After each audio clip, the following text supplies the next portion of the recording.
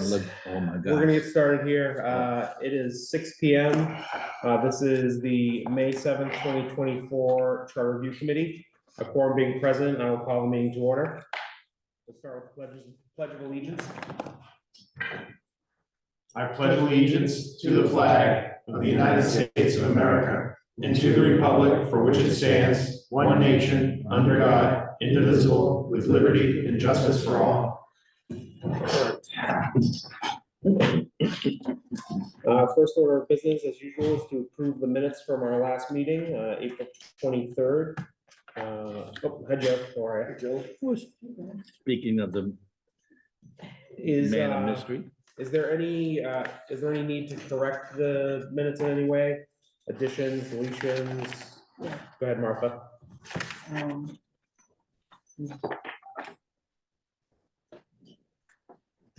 Think about the 23rd, right?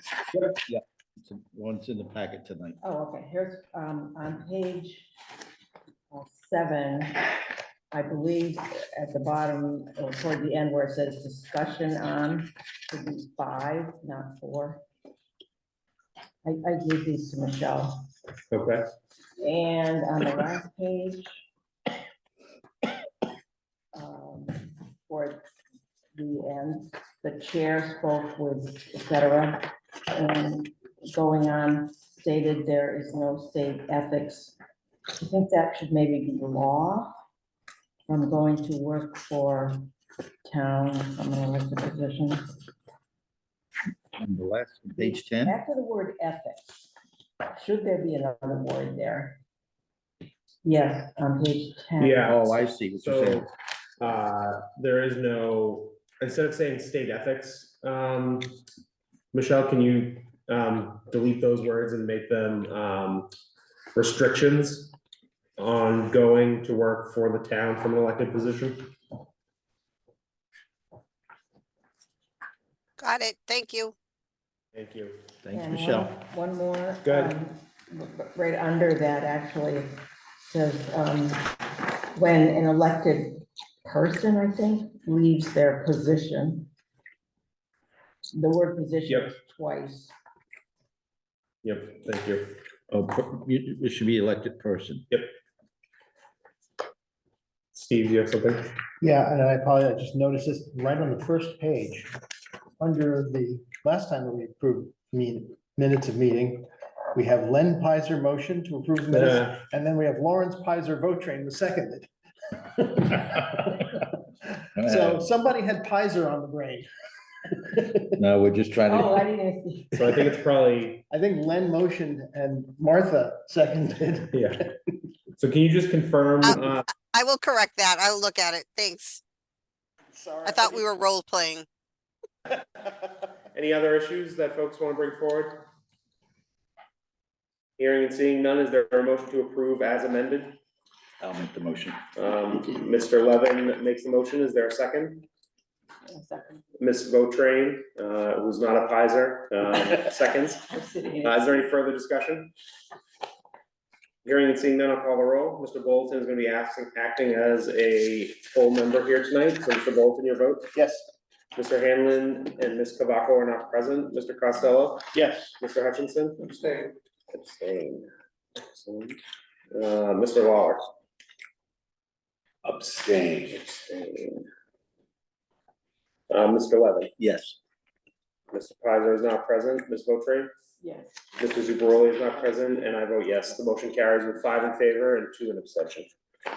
All right, is there any public comment here tonight? I know that we have someone in the room and we have a couple of folks online. Mr. Lyden, do you have any public comments tonight? No, thank you. Excellent. Mr. DiNardo? Excellent.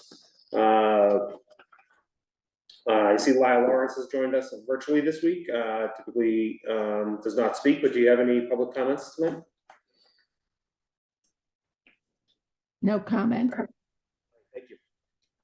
Mr. Chairman, it's Al. No comment. Thank you. Yeah. All right.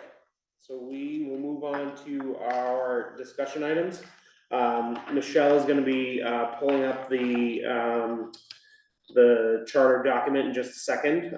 We're gonna start with our continued review of section 7 of chapter 5, which is the recall of elected or elected office holders. And, all right, I'm gonna move that over so that you folks can see it.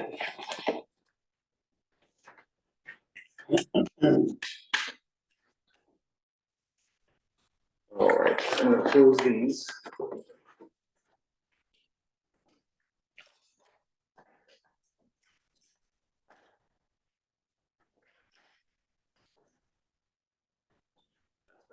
Michelle, would you mind zooming in a little bit?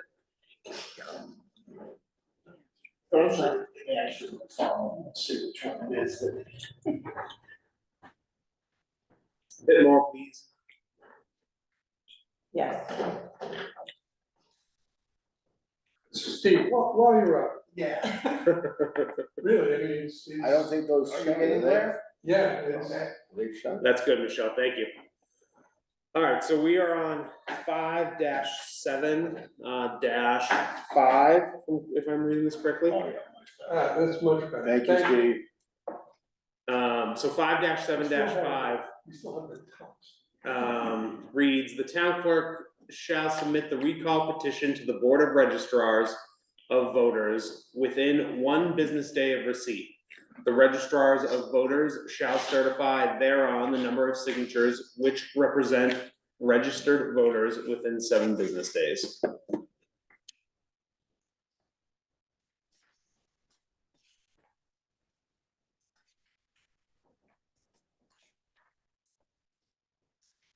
So just to remind folks, this is where we're getting into the continued timeline for how a recall happens. Hearing and seeing no changes, we'll move on to 5-7-6. If the recall petition is certified by the Board of Registrars of Voters as sufficient, the town clerk shall submit the same with certificates, with a certificate so stating to the select board. Within 3 business days of receipt of the certificate of sufficiency, the select board shall give written notice of receipt. Of receipt of the certificate of the office holder sought to be recalled. It's a little messy. Wait, we're in 5. 5-7-6.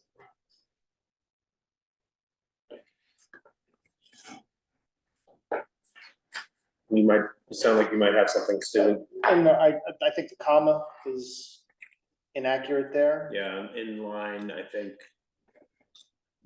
Well, I can only see 3, Michelle. Can you scroll to the left just slightly?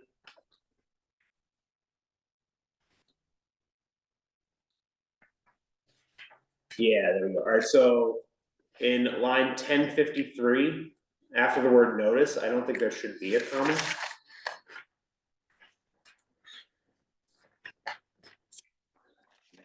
So even though this is sort of convoluted the way it reads, they don't have to call a meeting, they just have to get a written notice out to so they can do that via the mail or an email. It is interesting because it Yeah. says that shall give written notice, and I don't know what give written, I mean, we always had the general question of, is it hand delivery, is it, if you follow state law, theoretically, notice is given upon posting in the mailbox, but that doesn't accomplish this, because it could take them 5 days to get it from the mail, and they don't get the. But it seems so specific how the chain of command gets transferred, and all of a sudden, like you say, it could sit in someone's mailbox, maybe somebody hasn't seen the other person, I don't know, it just seems like it drops the ball at the last step. If we just say shall be delivered and leave it then, so as long as it's proof of delivery, you always say delivered. Strikes me, it would have to be received. I'm wondering why the select board does it and not the town clerk. That's- The select board's role should really be to sign the warrant for the recall election. Not to, what if the person is a select board member? Good point, very good point, yeah. And they will give notice to themselves. You okay, Michelle? Something's happening in your computer. Why don't you just, it's that over. I think the, if I may speak, I think the part about written notice just simply means it needs to be in writing. It can't be verbal. I don't think it has anything that talks about how it would be delivered. And I think that's the purpose of that. Actually, What's confusing to me is, so the registrar, board of registrars certifies the petition. And then the town clerk creates something called a certificate. Certificate of what? Sufficiency, it says. Yeah. basically saying that we have enough. sufficient, Yeah, we have enough we have sufficient number of signatures. Is that some kind of formal document or is it just a statement? I mean, is it some, is it, Somebody counted the. no, I know, yeah, I'm just asking what the certificate is. So Okay. the reason that this intermediary step happens is that the person then has 5 days to either resign or say, I'm not going to resign, and then the timeline continues from there, so. So it's 5 just- days from when? 5 days from their receipt of notice.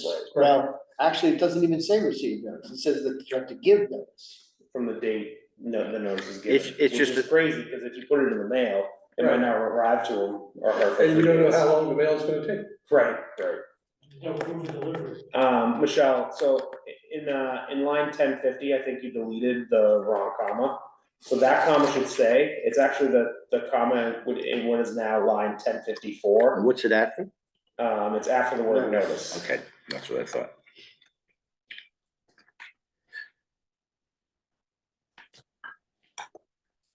Thank you. So I would suggest that in line 1052, we change it to from select board to the town clerk. Actually, I think we might need to. I think we might need to take this whole thing and reconfigure it. So if the recall petition is certified by the board of registrars of voters, the town clerk shall submit the same. Certified, the same as the certification. Right, that's what I'm trying to say. With a certificate though. Yeah. What is that? So is, if the recall petition is certified as sufficient, so isn't saying it's certified? And being Mr. sufficient? Chairman? Go ahead, Al. Yeah, they're the executive branch, and I was involved with a recall that recalled selectmen. They had to call the election on themselves. It's just administrative. So that's why it was important for us to get things certified. Once it was certified, they had to call the election because they're the executive branch, just like they submit the warrant. They can't hold up warrant articles. It's administrative. Right, no, I agree with you, Al, but what I'm saying here is this clause tells the select board to then notify the person who is being recalled. I'm saying that it should be the town clerk who should give the notification. Certainly, once that happens, if the person doesn't resign, then the select board needs to perform their administrative duties and then call an election, a recall election, whether it's for them or some other position in town. But I mean, I don't see how the select board can get together and do Yeah. official It's business. an error. You're right, it's kind of. I mean, how can they send notice without having a meeting to declare that notice? Are you making a motion? I'm not, but, so, what, So I think the chair could, theoretically, as an administrative matter, the chair of the select board could send the notice. yeah, They do things that are administrative that don't require, in fact, we've said. And I'm sure Mr. Pizer would confirm it. Administrative things are done by the boards all the time, by the chair, without a board having to get together, because it's specific exemption from the open meeting laws. But I agree with Mr. Hutchinson that it would not make sense to have it this way. Right, and this is in line with the other duties and the role of the town clerk. I mean, I think you're right, David.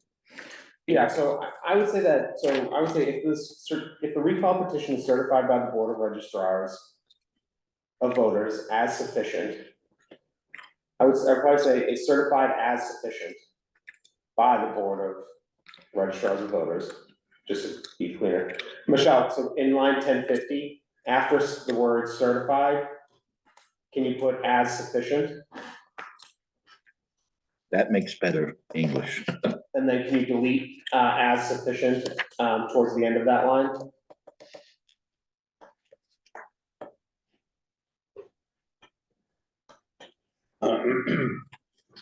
I think the town clerk shall submit, Shall notify. instead of saying shall submit the same, I think it should say shall submit the certificate. Excuse me. Well, you can just, no, you can just delete the words, same with a, and delete what you've written. Just to keep it cleaner for the edits. So I thought we were gonna eliminate the select board. Yep, hang on, alright. He's working on it. So I think they should still be notified, because they're gonna need to make a call for an election. So I think they should still receive notification. And then within 3 business days of the receipt of the certificate of sufficiency, the town clerk shall deliver written notice. Notify? I'll even go further, right? I would say serve written notice. Serve written notice, Yeah, Something like that. meaning they would need a constable. not necessarily a private server, a private process server can do Yeah, it, but somebody that will get a signature Yeah. or can certify that they've left it at the last and usual place. Yep. Steve? Can you use a police officer? Well, yeah. I don't know, I'll leave that to them. So, Then, The town clerk certainly knows how to Yeah, serve notice. yeah. So, Part of their official duties to do Yeah. lots of things, so. It would leave it up to the town clerk to notify. I mean, she or he can figure out how they want to do it. so basically what we're saying is that within 3 days, it has to be in the person's hand. Right? Right. Within the person, or again, I think, what if one of the reasons that you're recalling someone is that they've sort of abandoned the town, and they haven't officially changed their residence, but they've just left, and Right. you're not gonna go chasing them down in another state, but you can serve notice by saying, okay, I'm gonna leave this at your last and usual place of Right. residence, the same as if you were being sued. Right. All right, so this would now read, if the recall petition is certified as sufficient by the Board of Registrars of Voters, the town clerk shall submit the certificate so stating to the select board. Within 3 business days of receipt of the certificate of sufficiency, the town clerk shall serve written notice of the receipt of the certificate to the office holder sought to be recalled. Wait a minute. I think it should be, you should focus on notifying the person. And in stating it so that it's in parallel, not in series. In other words, I would say that the town clerk shall notify within 3 business days. I'm back to the very beginning of the section. My line numbers are different. The town clerk shall notify within 3 business days.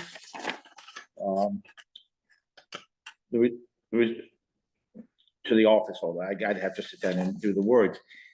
And simultaneously, they would be notifying the select board that this is happening. Well, Because basically the way this is written, it's in, you do this, you do this, you do this, and then they send it. I'm suggesting that once it's certified, the select board is it's their notifications for informational purposes, not for procedural purposes. That makes sense?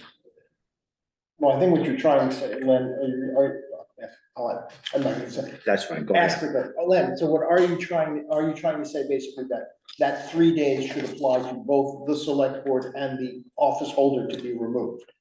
that same 3-day period. Yeah, that's what it's. Yeah, kind of, wants it yeah, in you're parallel. doing, Right. you're doing it in parallel, is Right. that it just basically, because like you said, right now, if you gave the select board, then they have to schedule a meeting, they have to give 40, they have to have an agenda, they have to have 48 hours notice, they have to have the meeting. And if you do that, it's not gonna fit into this timeline. Well, we've eliminated that piece, because they're not the ones who will be serving any kind of notice to the recipient, who's being recalled, but, so. I mean, if the select board has no legal or procedural But responsibility, they do have procedural that's coming after this. Because they're gonna have to call, they're gonna have to call they're gonna have to actually call for the recall of the election. right, but this is just notifying the person there's an effort to recall them. The next section, 577, is talking about the process to actually do the recall. That it's two distinct things that are going on. That's just how, and it's a lot of extra, there's a lot of words that are being repeated that seem to be already stated. I don't know. I'm not doing a good job of actually writing. Mr. Chairman, it's Al. I think the first step is to assure that it's certified. Hang on, we've got some committee members who are talking. So the 577 wants you to talk about, well, is talking about what the select board does upon receipt of the notice. And they're gonna, what does it say? There was something about a fixation. Yeah, they're gonna have an election within 64 days. Right, right. So, you know, it's a sequential thing, and the next step is the select board. I think as you, again, part of this is just the way it's written. This is the formality. We keep talking about the receipt, the notice is given, but it doesn't necessarily say to whom, because we have both the select board getting notice and the office holder getting notice. So that's part of the reason we need to have that same level of clarity as to what happens. So let's talk it out as we go through it. The town clerk has, the board of registrars certifies that there's a sufficient number of signatures. Right. The board of registrar then gives notice to the town clerk. Right. Then we have the town clerk, and we're trying to say in tandem, gives notice to both the select board and the office holder. Yeah. I think so, yeah. I think it should happen at the same time.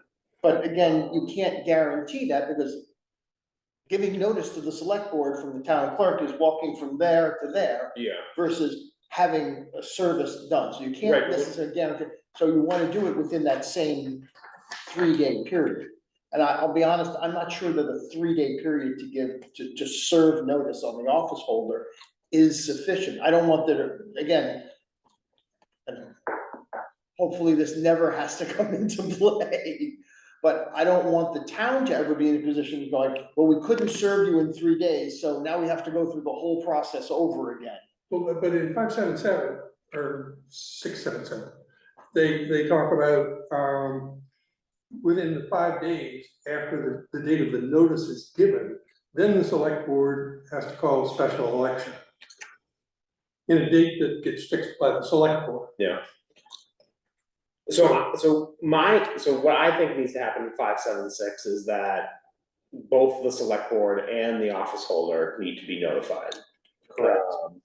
So are we simply moving around some of the language to make it such that both the select board and the office holder receive the 3-day notice? Alan? Well, I think, unless I'm confused, if you merge the two together, the select board and the office holder gets notified at the same time, you actually wipe out the 3 days. Because now the office holder, if you go to the next paragraph, Right. he's been notified, he has Right. 5 days from the second he was notified. Yeah. So you can disregard the 3 days. That's right. What do you do with the 5 days? Well, the 5 days would kick in, because now the gentleman or the Yeah, so candidate knows it. if the town clerk does it on the first day, the 3 days is gone. Right. Yeah. But the sense of it is that, you know, the select board has to wait 5 days, right? You have to wait 5 days, Yeah. But again, it says 5 days, up to 8. 5 days after the date the notice is given. And again, this is part of the issue. First of all, it should say the notice is served on the office holder to be removed, is what that, but that's Right. jumping ahead. But what we're trying to, so staying again with 576, we have as soon as the town clerk gets the certification, the process continues. And right now we have a 3-day process by which notice has to be given somehow to both the select board and the office holder to be removed. So, Well, the way I read it, it makes me think that the town clerk notifies the select board and then the 3 days kick in for them to notify the, All right, so let's do this, Michelle. no, am I reading it incorrectly? Yeah, it could be. So, all right, so Michelle. You're not reading it incorrectly, you're reading it one way, and then there's other ways to read it too, so that's why I think it needs to be clarified. All right, so Michelle, if the recall petition is certified as sufficient by the Board of Registrars of Voters, the town clerk shall, comma, Within, within 3 business days,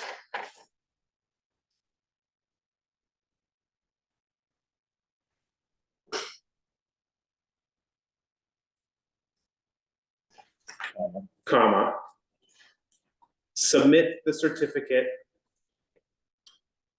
so stating to the select board, then delete from the period all the way down to the word shall. So the upright, exactly, delete that, and then put the word and before shall. All right, so this would now read, if the recall petition is certified as sufficient by the Board of Registrars of Voters, the town clerk shall, within 3 business days, submit the certificate so stating to the select board and shall serve written notice of the receipt of the certificate to the office holder sought to be recalled. And that does what Len's asking for. It creates the parallel. Yeah. so now my only question is 3 business days sufficient? I think so. I mean, we don't want, from my perspective, if the town has spoken with one voice and said, we've got enough people to recall someone, we gotta act as quickly as possible. But since we're now making it service on someone. Right. I think that now engages another process on top of it. I'd be willing to, I would just, having plenty of experience in trying to serve people over the years, and people who duck it, I'd like to suggest 5 business days. Well, if they duck them, can't they just go drop it on their porch on the 3rd day? You could hope that would be the case, but you've got to make sure then it's actually done that way, Yeah. that's why you sort of want to give the process server a couple of opportunities to actually do it. And then after it's clear they're not taking it. Yep. Then leave it on their porch on the 5th day. I mean, and then the point is, if you do it, I think it should be served. I don't think it should be put in the mail. And there has to be some proof of delivery and something that's important, the expense but if you do it too short of a period of time and it doesn't meet, that's grounds to say, look, I didn't get it in 3 days. It's basically null and void. Well, but the recall can still go through. I mean, the person has been recalled at that point. We're just following a process at this point. Yeah, but it's one of those technicalities that someone could turn around and say, nope, I didn't get it in 3 days, And now go to what? court, And get a lawyer. I don't ever want to be in that position where, I think for want of 2 business days. I'm fine with doing 5. Are people comfortable with 5? Yeah. All right, can we change 3 to 5, Michelle? All right, Al, sorry I interrupted you. Please go ahead.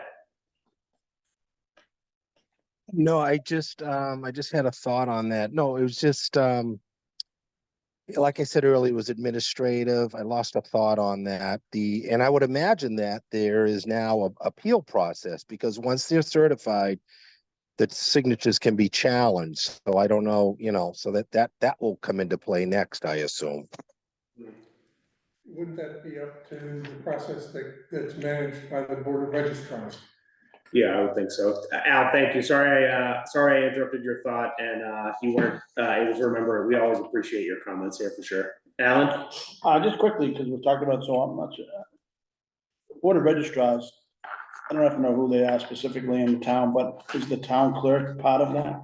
She's the chair. So is that I mean, is that her, not her, but is that position? So functionally, what happens is the town clerk counts the signatures and presents it to the board of registrars and they certify that her. So town clerk's office verifies them. Yep. They go to the board of registrars, who is a group in town here, I'm assuming. And the town clerk is the chairman of that? Well, I don't know whether by law, she's the chairman, She happens to be today. Yeah. And I don't wanna upset the whole paragraph, I just didn't know if that was mixing any type of conflict there, with responsibilities. I think it's functionally how it happens across the Commonwealth at this point. I think so too. Yeah. It's probably, Larry would probably tell us it's something Mass General Law, and we have to throw the whole thing out. I do have some notes from Larry, none of them pertain to this conversation. Please remind me when we go on to town meeting that I have notes from Larry. Yeah, I mean, I was doing some looking and there's lots of different places that have enacted stuff and written in it. I can't read it, it's too small. But yeah, I mean, I think the fact that if somebody challenged it, this has got that built into it because they have to submit a certified, you know, Yeah, they have to submit something that's certified, and a challenge, in fact, holds up that certification. Right. I think it's one of those things we just let the town clerk knows what she's doing. Let's just let her handle that process. Do we wanna continue with 5-7, or do we wanna vote on each of the individual clauses as we go along? No, let's just keep going, we'll do it at the end. Single vote? Yeah. I'm fine with single Good. vote. All right, so 5-7-7, we'll move on.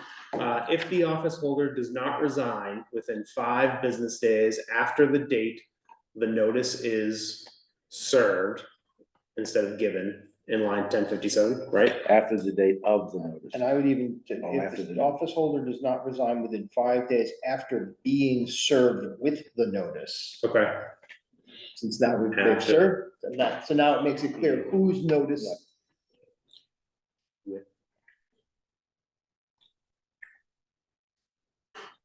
you can delete the word, no, don't delete that one, delete the other one, the red one. I'm trying to, limit the number of red lines. And then delete the words date, the.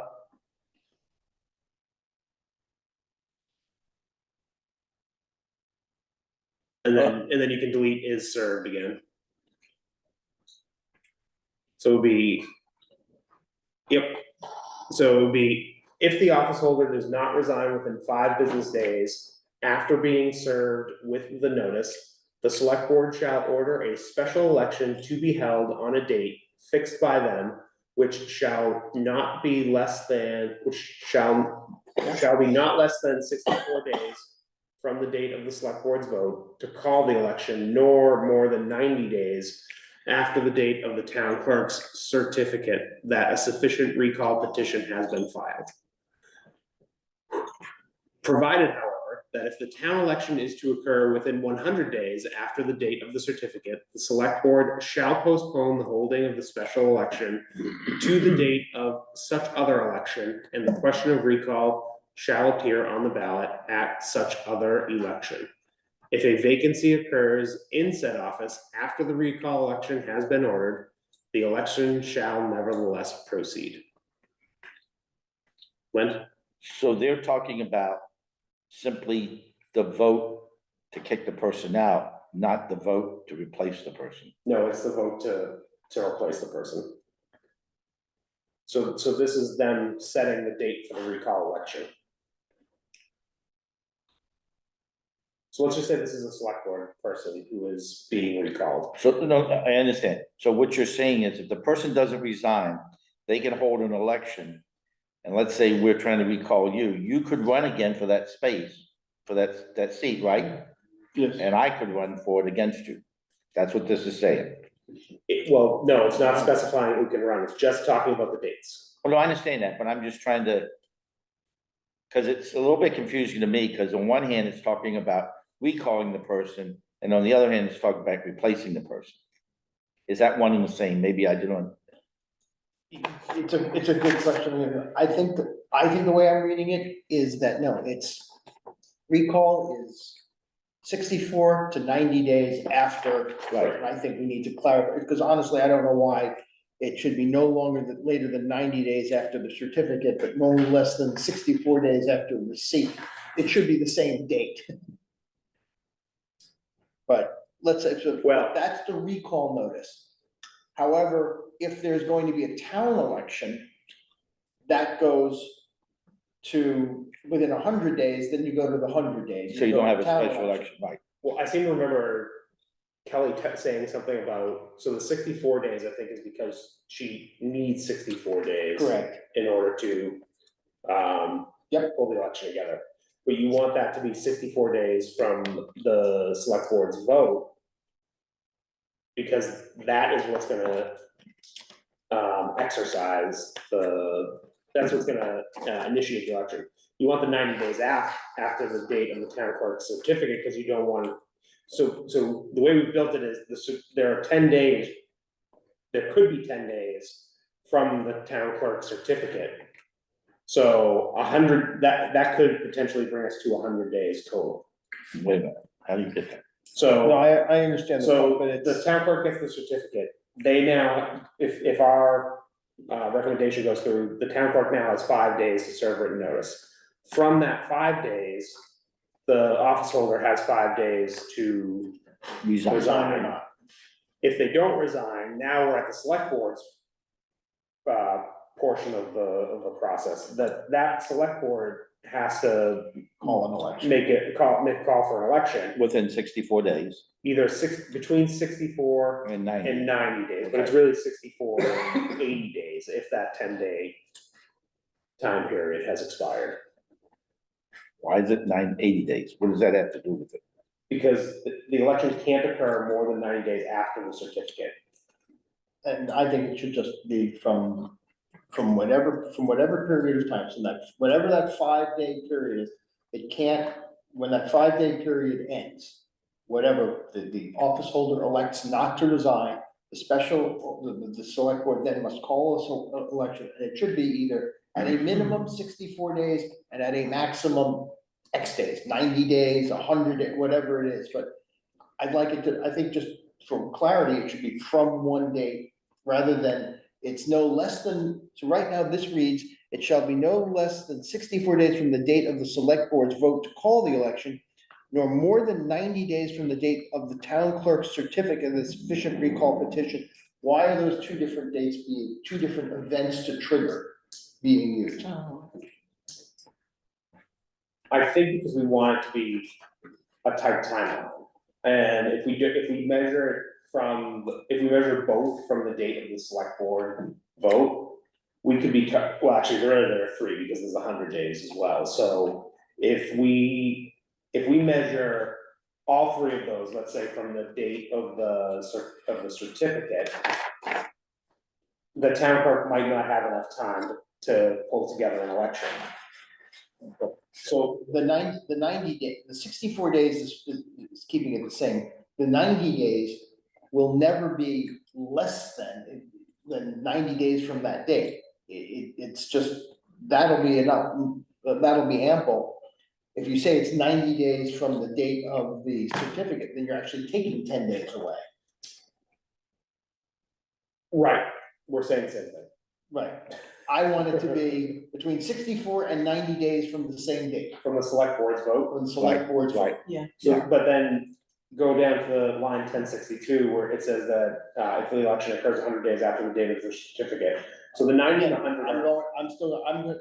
Everything should be from the select board's vote. So this person can then potentially at full length be in office after being recalled by the voters, could be in office for another 110 days. Yep.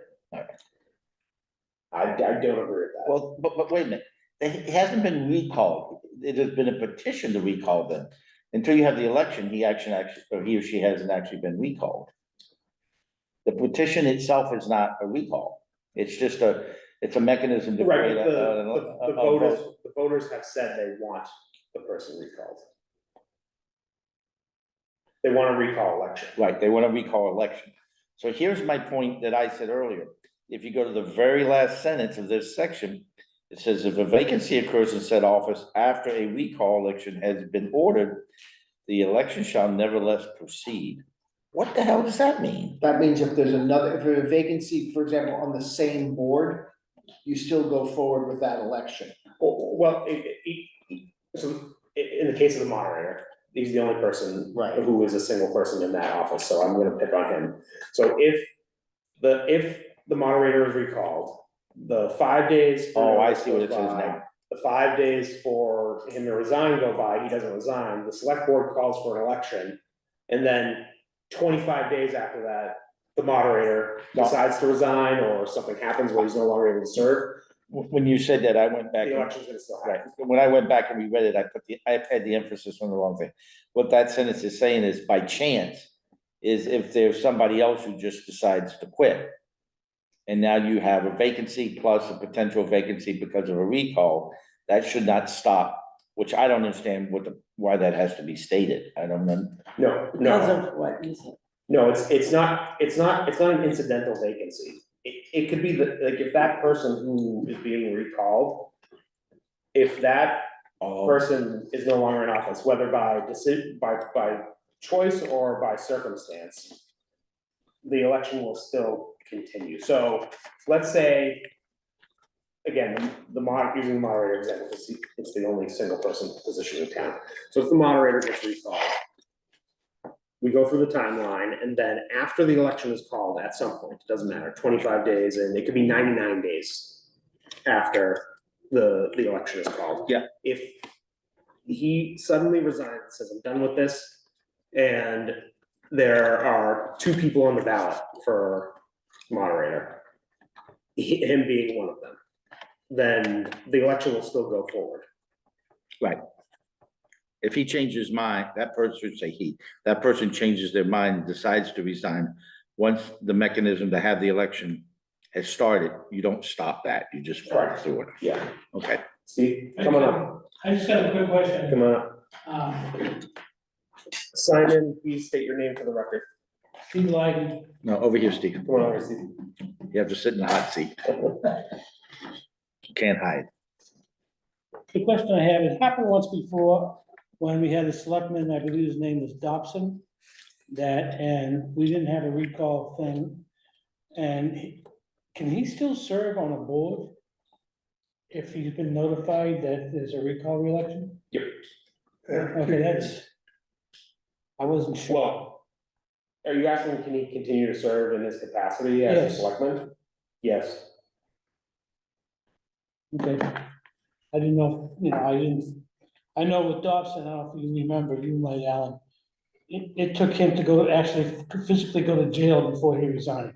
But it was a long, I don't remember Drawn the out time frame, thing. but you're right, you strung it out a little bit, yeah. that's all right, thank you. Joe. Oh, I'm sorry. Yeah, I hate to throw a monkey wrench in, but in 573, the recall petition blanks. So we dated and addressed to the select board, demanding the election be held. So, once again, the question of who this is going to comes into play. I mean, it feels like the whole thing needs to be reviewed at the same, in the same session. Yeah, I mean, we did cover that in our last session. Right, but And I think we're still following that, the select board's still getting notice They're that, getting noticed, it's just we're doing it. yeah, I think we've covered it, okay. yeah. We do not believe that the number of days is in state law. And, None of this is in state law. okay. My concern about these number of days is when this was written, the way we voted is much different than the way we vote today. There's absentee voting, there's have to be early voting. All this mechanism has to be put in place. There has to be all these mailings of mail-in ballots, all this stuff. So the question is, do we need to, I know we keep going back to her, but do we need to ask Kelly whether this number of days makes sense? So I've talked to her and she is fine with this as it's stated. I'm fine leaving the rest of 5-7-7 this way, but if folks feel strongly about it, let's get some language up there. Let's ask for an unofficial poll. Who would want to see this timeline be from a single activating event such as the vote of the select board? That's fine. Who wants that? Raise your hand. Say that, sorry. So right now, there are two activating events in this section of the charter. We're The talking first 5-7-7. The first activating event is the date of the select board's vote. The second activating event is the date of the town clerk certificate. I don't see there being an issue measuring from those two different dates. The town clerk is smart enough that the current town clerk anyways, and I will say that I have faith that the prior town clerk was also smart enough to be able to measure these dates sufficiently. I like this because it provides a tighter window. And where we gave a longer window for notice, I would prefer to keep this as is, but again, I need one vote, so Len? So let's just kind of, I wish we had a whiteboard. So we get the thing 5 days notice to the person being recalled in the select board. Then once they get the notice, they have 5 days when they have to say, we're gonna hold an election. And then the clock starts counting of whether it be within 64 days, but not more than 90 days, okay? I think that's all fine. And then the town clerk would come back and say, oh, by the way, we're gonna have this other vote, we're gonna have town election, let's just say, and it's gonna happen within 98 days, not more than 100. Then the rest of it they will push it off and override the 90-day criteria. So I think in general, this is fine. Now that I understand that last sentence, I totally misread the way, I put the emphasis on the wrong thing and it totally confused me. Go ahead, Alan. Are we talking about two different times when the select board gets notified? That's when the town clerk notifies the select board and the candidate or the elected official. And then you said something about the time starts when the select board votes. So there's a period of time between those two events. So It could, but one of these timeframes goes from the time that the candidate was told about it. Let's call that day one. The select board knows about it for 5 days, then they find out that the general, or the candidate does not resign, so they have to go in and do a vote after that 5-day period. So you're all right, so here's what I'm doing. talking about a discrepancy, it could be 10 days, if I'm not mistaken, right? Yeah. All right, so we don't have whiteboard, but we have Excel. So let's say that today, the town clerk received a notice from the Board of Registrars that they have sufficient signatures to recall an office holder, right? So then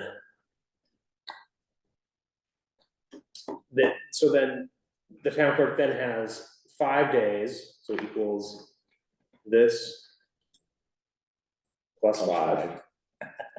Oh, there's a problem. I can't see what it says though. Well, can you see it here? No, because I'm more looking up there. Plus 5. All right, there we go. Hold on. I gotta zoom back in and see what I'm doing here. Just So, make it real big. There you go. well, I couldn't see the notice, that's why. All right, so then they have until the 12th to serve. To serve notice. Now, I'll note this, the 12th is a Sunday. Is that a business day? You're counting business days? Oh, yeah, so it's business days. Interesting. Yeah, your formula just gets more complicated. Yeah. That's okay. I think it's more showing the. Well, I'll add even more complication because you have up to 5 days, Right, but you could end up serving the next day, so. let's do this. In order to make it simpler, we'll make it so that this won't fall on a Sunday, right? So let's say that on Thursday, which is the 9th, the town clerk received that notice, right? So then 5/14 becomes the date that the person needs to resign by, or be notified No, by. it's not, because it's still over the weekend. Still got the 2 days of the 5 weekend. business days, 2 days for the weekend. Do, yeah. Do it on a Monday, for your example, it's easier, then you get 5 days Right. between Monday and So 5, Actually, Five, yesterday was theoretically, 5/6. theoretically, that would still Right. 5 business days if you're counting, do you count the day or not? Difference Well, let's between just make it. that. let's just keep it simple, all right? So then the select board has to vote within 5 business days, which means they actually need 7 days, so that equals this plus 7, right? Right. So they have to vote by the 18th. Then the election, so election earliest date is, so 64 days from the vote equals this plus 64. Latest date is this plus 90. So it has to happen by August 4th. But why did you do that plus 90? Because that's what the current current charter language says. provides for. Now, if we were to change that and we were to do it all from the select I don't board, think that math is right, but I know that you're trying to just do a problem, but go ahead. so if we were to do if we were to change the earliest date to 64 day, or the latest date to be 90 days after the select board vote, it would be this plus 90. It's another 2 weeks, well, a week and a half in office. Doesn't matter that much. No. The wheels of justice I'd rather keep the grind time, slowly. I'd rather keep the time frame tighter than loosening it up when the voters have said we want a chance to get this person out of office. Thoughts? I'm fine with now, for me, I like the idea of always working off of what, with one date, so there's never any confusion, and I don't. It's not that a town clerk can't or won't or have a confusion, it's just that any opportunity for confusion, I like to try and eliminate. That's why. Yeah. So I don't have a problem, and I don't have a problem with keeping it, you wanna say, how about then say, okay, we'll work off of the same date, but it's 80 days. There you go, take it, so there's your week and a half, that's done. I'm fine with that. So, okay, we found a compromise. So we would keep the same time frame if we were to change the 90 to 80 and the 100 to 90, right? What do you, I don't understand Although what, it's town election, I don't know, that's the other question, is do we wanna?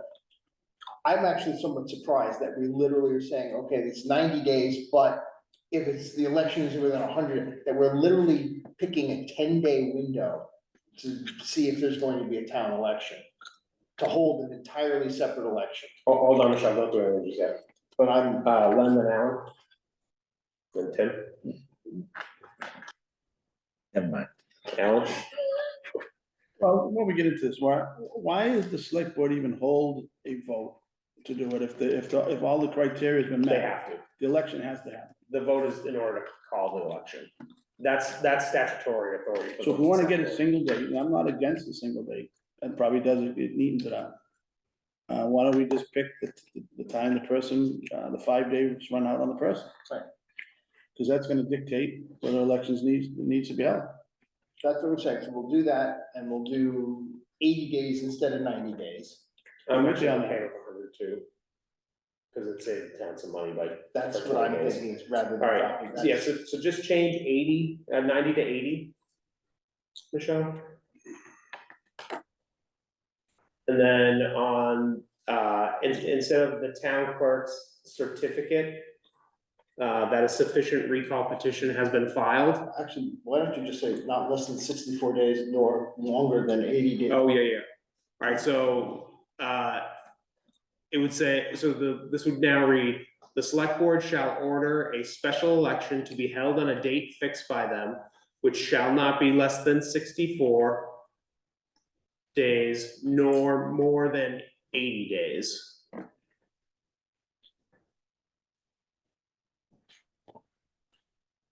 No, we're keeping that. Type in then 80 days. Yep, type 80 days there.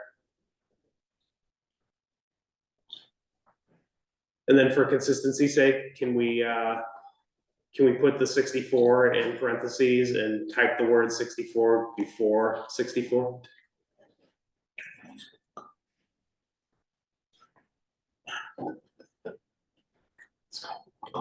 Thank you. And then we're gonna delete after the word election, the word nor, through on line 1062, the word filed.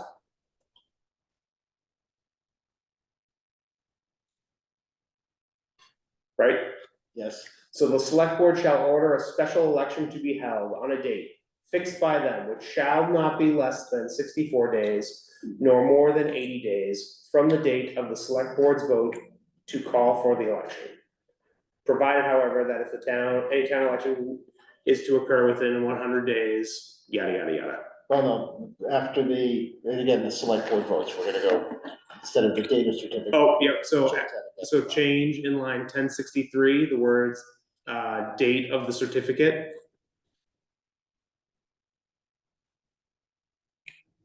We're gonna say, select board's vote.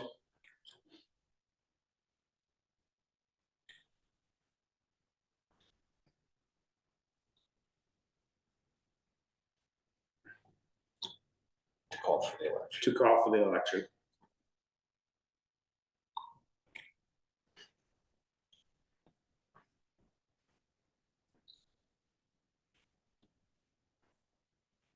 And then delete date of certificate. Select board shall postpone the holding of the special election to the date of such other election, and the question of recall shall appear on the ballot at such other election. Okay. We good with 5-7-7? Yeah. Good. Martha? What I don't understand is related to someone else wanting to run for the position. So am I to understand, Yeah, we're not there yet. so that comes later? So I truthfully haven't read this in several weeks, so I do believe it does address who can run in the election. But it would be run as any other special election whereby someone can obtain signatures and put themselves on the ballot. In fact, I think that's actually what the 64 days is for. Right. Now that we're talking about it, I think the 64 days is to allow for folks to obtain nomination papers. All right, let's move on to 5-7-8. An office holder sought to be removed may be a candidate. Hey, there we go. There you go. For the recall election, and unless such office holders request otherwise in writing, the town clerk shall place the office holder's name on the ballot without nomination. So that means that they don't have to receive nomination papers. The nomination of candidates, the publication of the warrant for the recall election, and the conduct of the same shall all be in accordance with the provisions of general law relating to elections unless otherwise provided herein, which is the 64 days. Looks good. So this, I question what that meant, So 5-7-8. 5-7-8. That is what, So 5-7-8 says that the person who's being recalled or is being sought to be recalled will be placed on the ballot If they so choose. if they so choose. And they don't need, without nominations. they don't Yeah, have. to- automatically is on the Yes. ballot. However, any other candidates have to get their nomination. papers. Exactly. Yep. We good with that? Yeah, it's possible that no one may. Right. Yeah, but if they want. If someone has gone through the trouble of recalling someone, they likely have a candidate in mind though. All right, so 5-7-9, the incumbent shall continue to perform the duties of office until the recall election. If not recalled, the incumbent shall continue in the office for the remainder of the unexpired term or sooner vacating the office. So what that means is they're just gonna continue until the election, the original election under which they were elected to office, they continue for the remainder of that term. An incumbent having successfully survived a recall election shall not again be subject to recall during the same term of office. If recalled, the incumbent shall be deemed removed upon the qualification of the successor, who shall hold the office for the remainder of the unexpired term. If the successor fails to qualify within 10 business days after receiving notification of the election, the incumbent shall thereupon be deemed removed from the office and the office vacant. So this is saying that if the town votes to remove the person and someone else is elected and they don't show up in the town clerk's office within 10 days to get sworn in, then the office is simply vacant. So basically, that when it says fails to qualify, it means they fail to get sworn in. Yep. Okay. Any thoughts, changes? That section is sufficient. All right, let's go to 5-7-10. The form of the question to be voted upon shall be substantially as follows. Shall here insert the name of and title of the elective office holder whose recall is sought be recalled. The action of the voters to recall shall require a majority vote, but shall not be effective unless the total of those voting for and against the recall exceeds 20% of the registered voters of the town as of the date of the last annual election. If the question of recall is not approved as provided in this section, the votes for candidates shall not be counted. That's a view. So in other words, everybody goes ahead and does this, and then we hold an election. But if not enough people show up, then the election doesn't count. I'm sorry, but elections are elections. 12 to 15% is not uncommon, unfortunately. Not For common, local it is even less. Well, it's not- 15 was the peak that we had in the last. That's not the, I don't think the percentage is the point. The fact is, as Steve said, it's an election.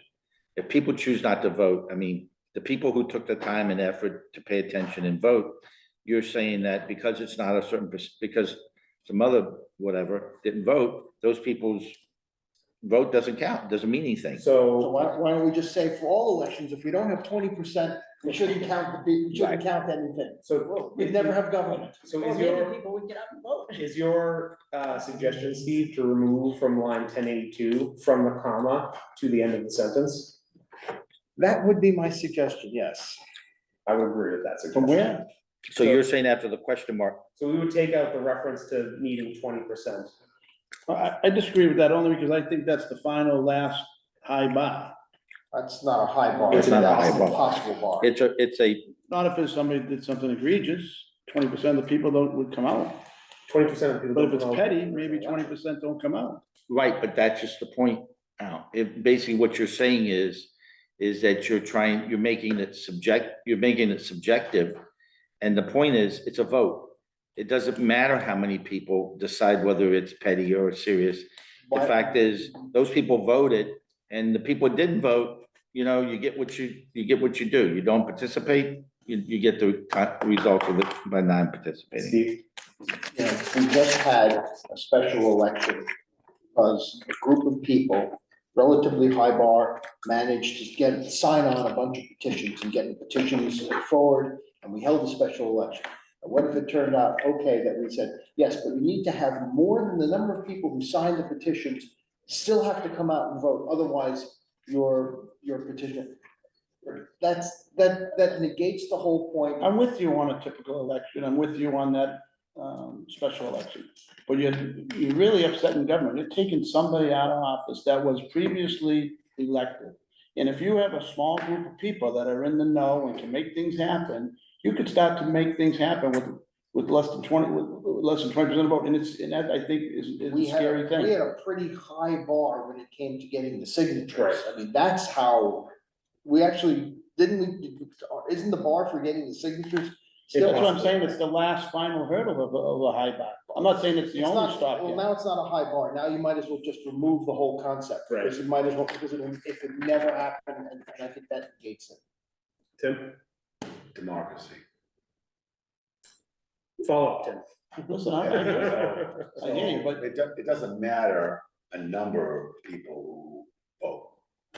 So 18% show up, and we've eliminated. we've got through all of it. 19.9%. It's the democratic way. What if That- one person? that short of means 20%? 80% of the town doesn't feel strongly enough about what you think. to Alan, take goes somebody on- out. goes on Feel now. strongly enough That- about anything. No, no, no. All right, all right, all right. It's not that they don't feel strongly.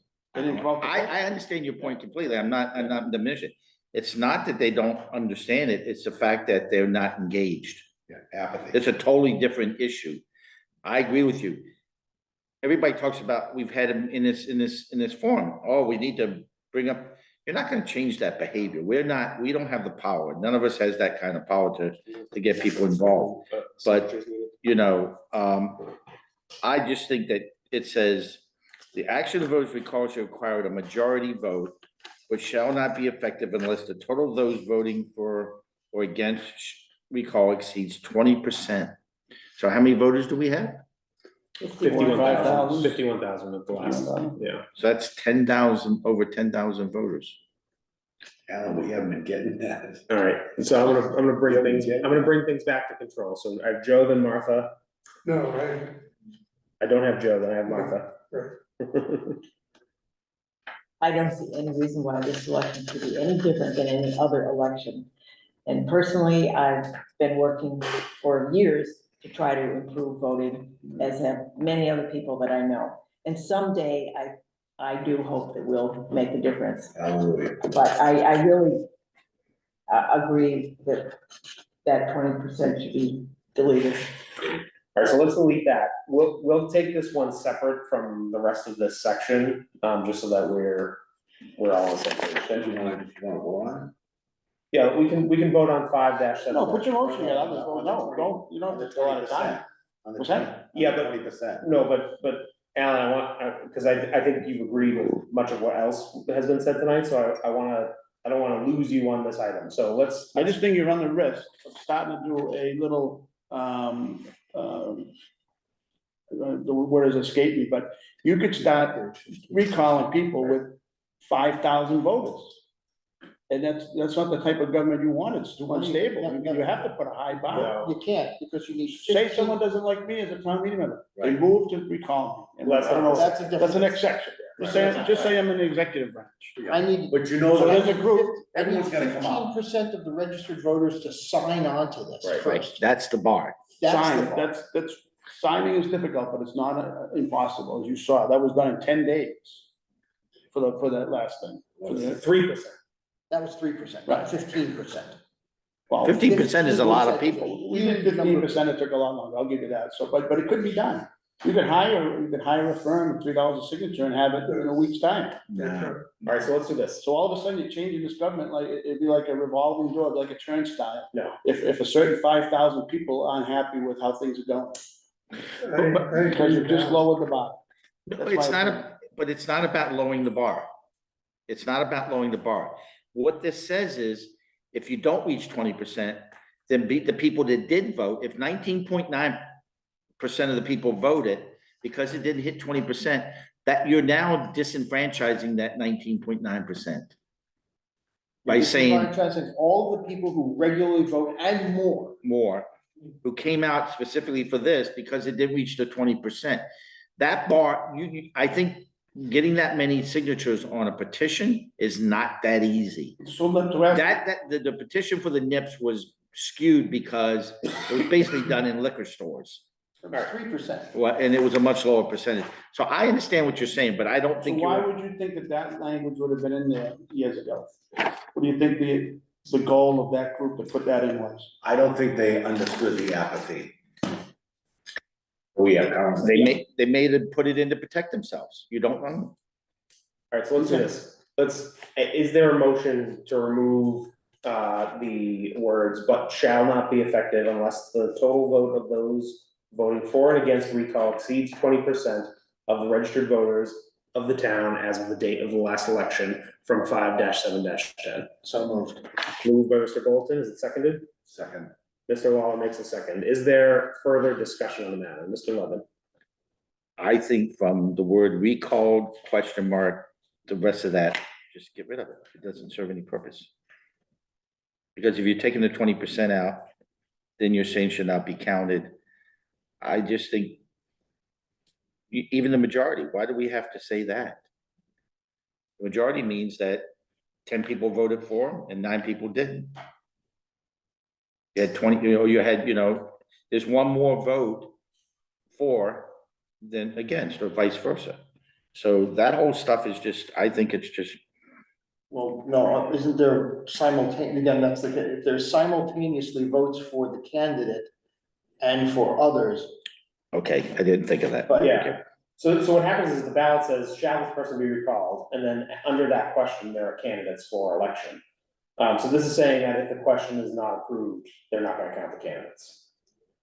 So I think that is fine to say.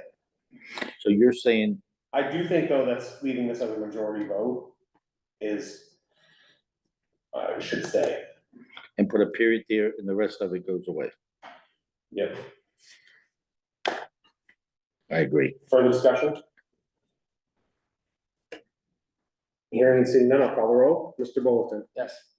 Mr. Hanlon, Ms. Cavaco are not present. Mr. Costello? No, Mr. Hutchinson? No, Mr. Waller? Yes. Mr. Levin? Yes. Mr. Kaiser is not present. Ms. Rotrang? Yes, Mr. Zubaroli is not present, and I vote yes. The motion carries with 5 in favor and 2 against. So that was just about section 5-7-10. Yeah. Because we haven't voted on the other section. Yep. All right. So let's move on to 5-7-11. No person having been removed from office by recall or having resigned from office following certification of names on, did we eliminate initial petitions? No, I think we eliminated. is it an initiative? Yeah, the initial petition I changed. think we removed, what's this? because we said it was a state law. I think. no, 5-7-2. Oh, sorry. Well, One voter shall be identified as lead petitioner. No, initial petition signed by no fewer than 250. We just lowered the number. Okay, all right. Right, yeah. So the initial petition is still there. All right, so no person having been removed for office or office by recall or having resigned from office following certification of names on an initial petition filed under section 5-7-2 shall be appointed to any town office within 2 years following said removal or resignation. So I think that answers your question, Martha. Did you ask about people serving? No, Len, did you ask? No, I don't think so. I'm sorry. Oh, it was Steve. He left. yeah, So they can't serve in any office by appointment. They can run for what about elected? They can Run again. Yeah. They can run for anything. Yep. So should the word office be not point to any, says a point. I mean, is a committee considered an office? It is. It is, okay. Boards, committees, and it's a town office. Are people fine with that? So just to be clear, so we recall a select board member. Yep. That means if they can't come in and want to be on the memorial committee or this committee or that committee for 2 years. Correct. Okay. Yeah, I think that's fine. All right.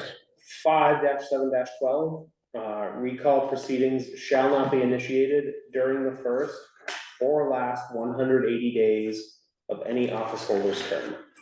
So that means that they can only be recalled November of the year they were elected through November of the year preceding their next election. Well, is that right? We'll talk Oh, about 6 it being months. in May, Remember? so they can't be May, Yeah, that's. May, June, July to the middle of August. And the same as they can't be, 180 days. well, that's 100 days on both ends. Right? The first or last 180 days of the, so. If it's the middle of May, so it'd be, I think, Last 6 months. I think you should be able to be recalled at any point in time. Also, I'm not clear, because what happens, it's in the first 180 days, so what happens if you've been in office for a while? Right. You're reelected and then it's disclosed that you did something in office just before your reelection that warrants you being a. Yeah, I think that's, you should be able to do it. I understand the issue about not the last 180 days, simply because the process would be such that. But you're right, that to some degree, it ends up being one of these issues where. Then the answer is, all right, well, I'm not gonna recall them because they're gonna have to be up for election again. So then I'm gonna have to run a smear campaign against them. I Well, think, that's what they thinks anytime, right? yeah, I mean, it's, I I mean, what if you have an office holder who commits an egregious act that lands them in jail? Don't you think you ought to, even if it's 5 days away from their election, by then, it's a moot point. kind of hard to get signatures, but yes. It's a moot point, but I think what if that, on the 179th day before their election? I'm with you at this point. I think that, again, if you want democracy in action, if the voters feel that somebody has done something that egregious, then the voters should be able to speak at any time. We shouldn't be limiting when the voters can exercise what should be a very important right. But then you always have Alan's point about a cabal. yeah, but the threshold to be able to do that is very high. Right. So let the cabal be a cabal. It doesn't matter. The 180 days is not gonna start or stop the cabal. The cabal could happen from the day that, they get sworn in.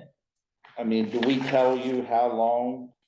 I mean, you have to get 500 signatures. It doesn't say how long it takes you to get those 15,000 signatures or whatever the number is. 1,500, sorry. There's no time limit on it. Well, there's a time limit from the date that you file the initial petition. We have the time limit. Yeah.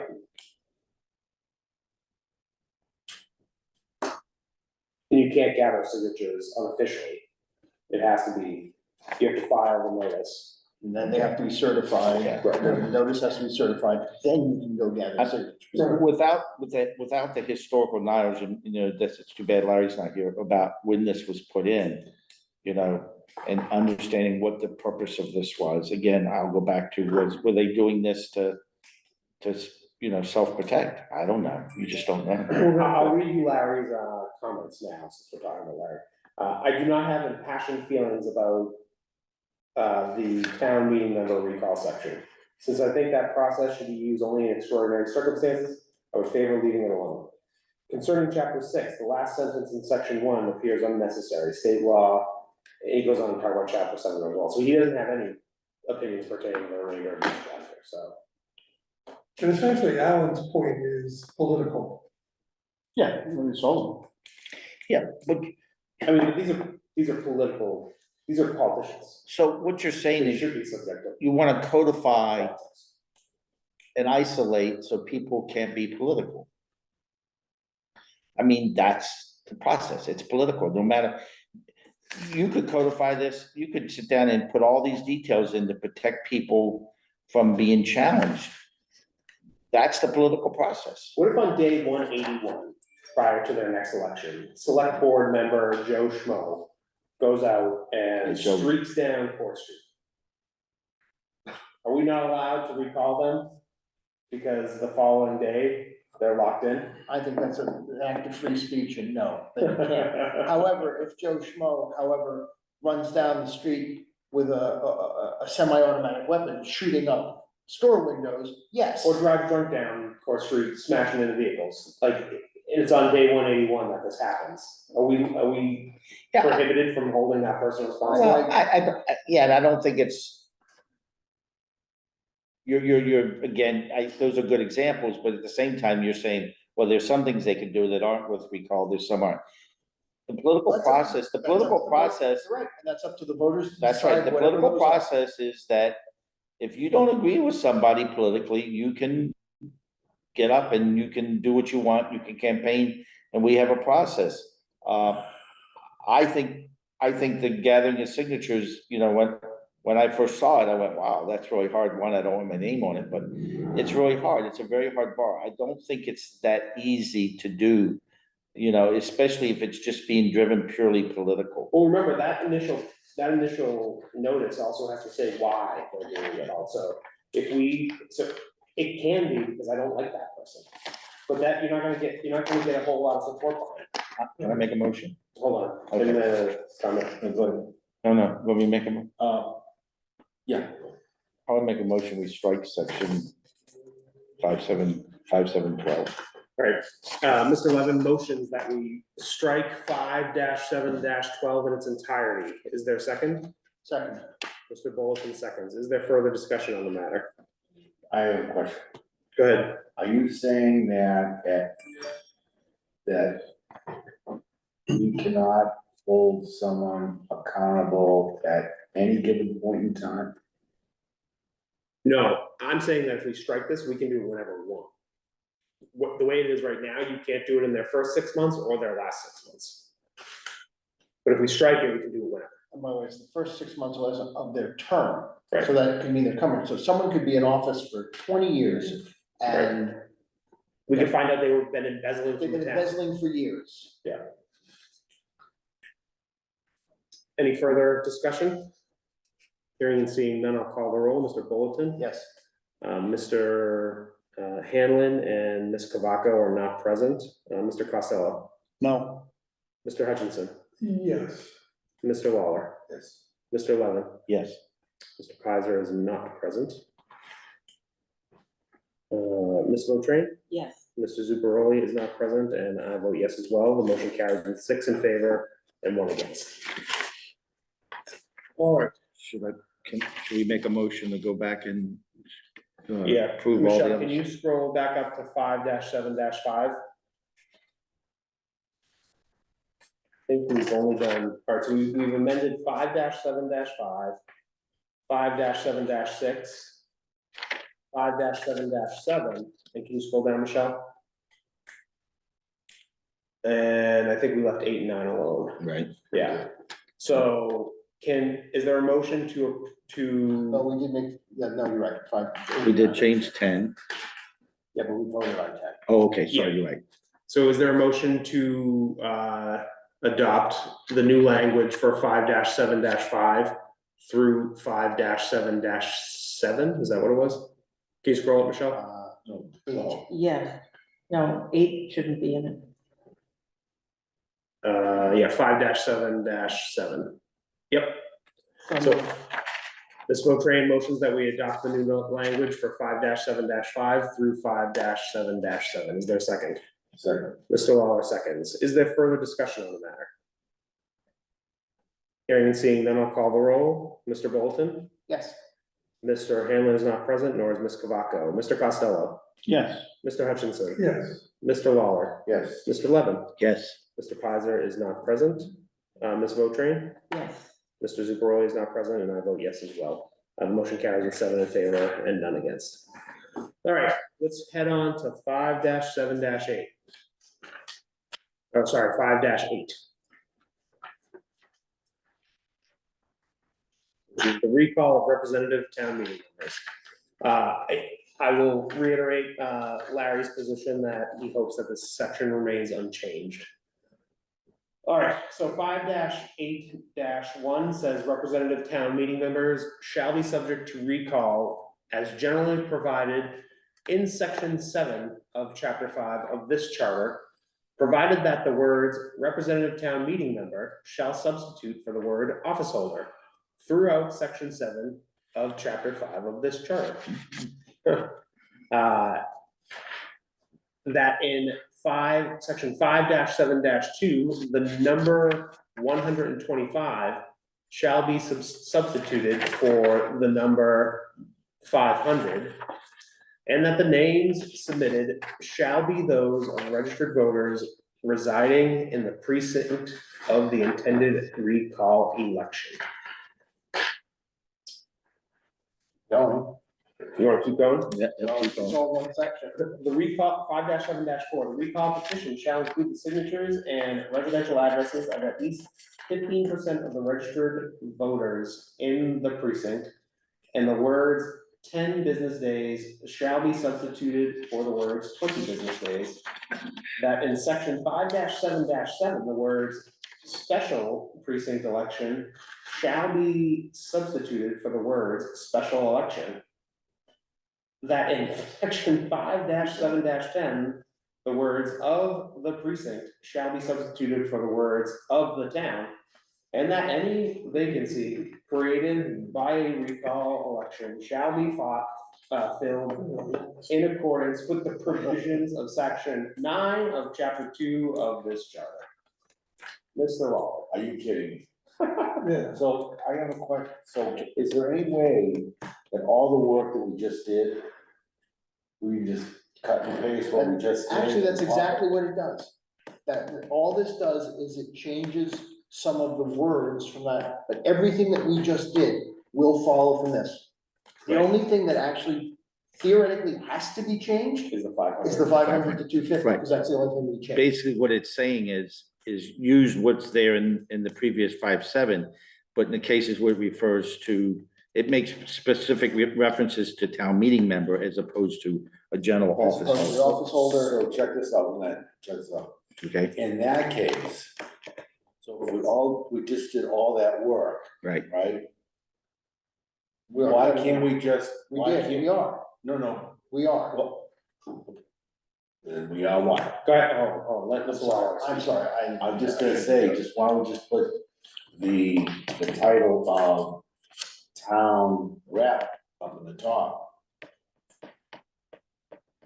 Oh, you're saying make 5-7 be both town meeting member and, Well, because this section substitutes some language that is necessary, because as an example, we're not doing 15% of the townwide voters, we're doing 15% percent of of the the voters. in precinct. So there are 4,000 people in the precinct, they only need to get 600 people to sign the recall petition.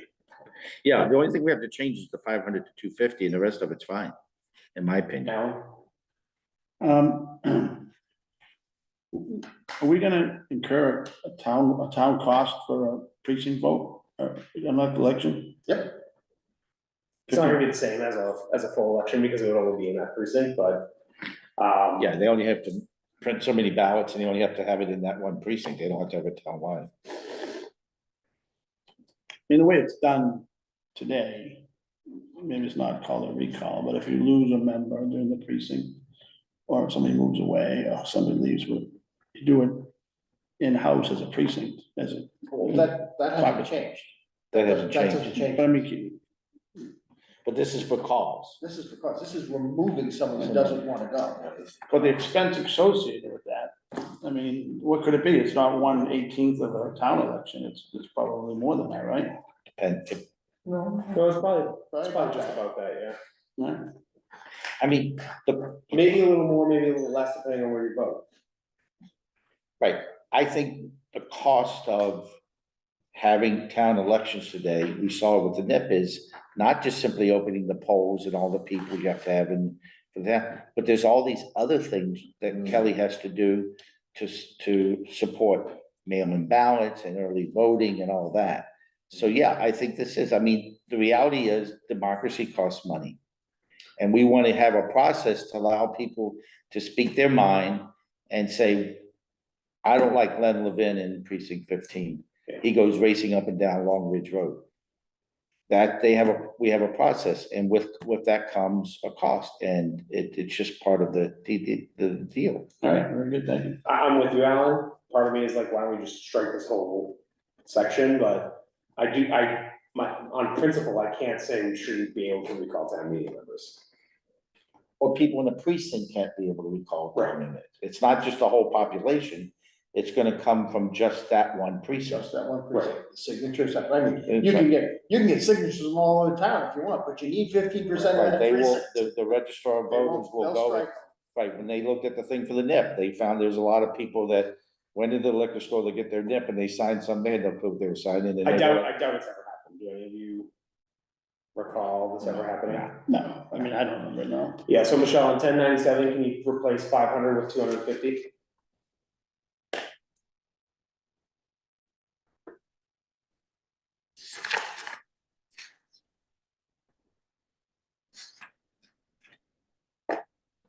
Thank you. Al? Can we at this time reduce the amount of signatures that are needed?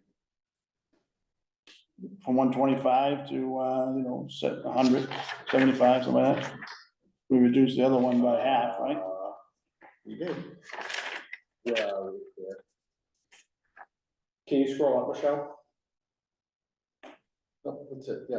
Right there. So instead of 125 signatures needed, we need fewer than that. Give me any number, just to be consistent, we reduced the other one. 5-7. Well, we are reducing it to 125. No, it is 125. It's Right. 125. Oh, you're right now. saying reduce that to less than, Well, in the townwide, we did it from 500 Yep. to 250. Yep. I see what you're saying. I mean, it doesn't matter, I mean, it's not, I mean, I don't wanna waste a lot of time on it, just, if there's a number. we No, can no, change. if you- Yes. I'd say 100. You want 100? 100. 100 once, 100 twice? Sold. Sold. I truly don't care, so. It doesn't mean a thing in the 100 scheme is of fine. things. Yeah, let's make it 100. It's consistent with what Right, we've been right. doing, so. Let's do 100. Very good. Does anyone have any other changes for, section, 8 of chapter 5?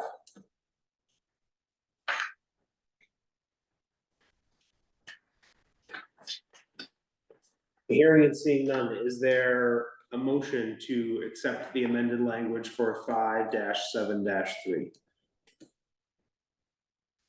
Motion. Second. We have a motion from Mr. Lawler. It's been seconded by Mr. Costello. Is there further discussion on the matter? Hearing and seeing none, I'll call the roll. Mr. Bolton? Yes.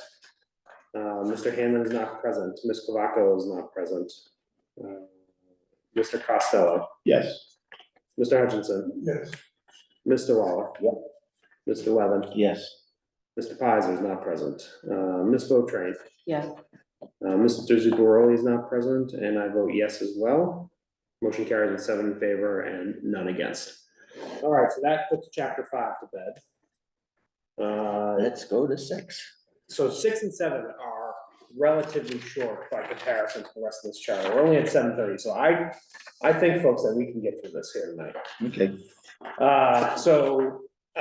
Chapter 6, town boards, commissions, committees, and department and division heads. Section 1 is general provisions.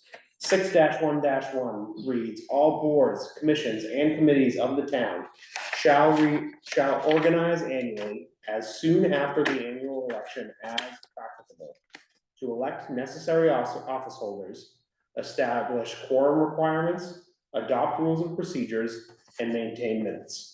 All boards, commissions, and committees of the town regularly shall file approved meeting minutes with the town clerk. Such minutes shall be made available for inspection to all persons requesting them.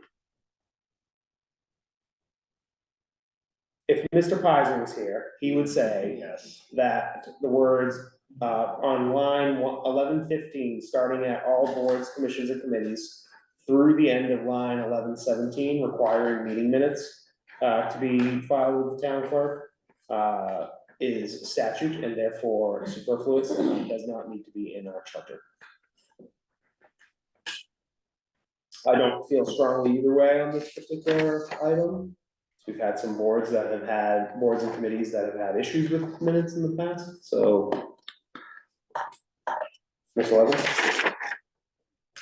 This is going against what I've said in the past, where we have tried to standardize on not putting stuff in here that's mandated by state law, state statute.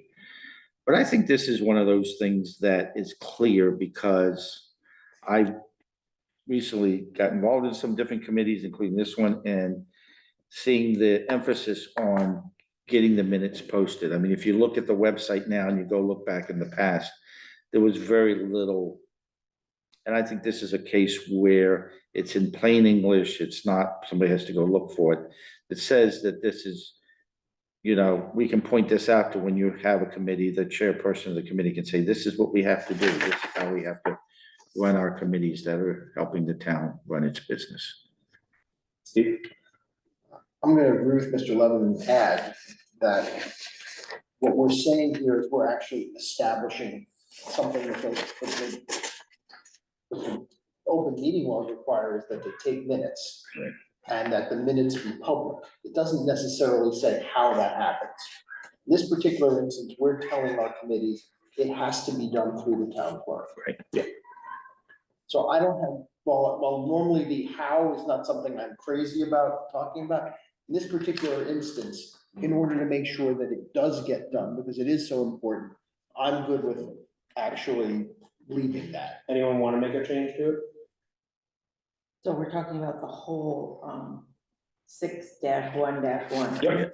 Yeah, just 611. Hearing and seeing none. Oh, Alan?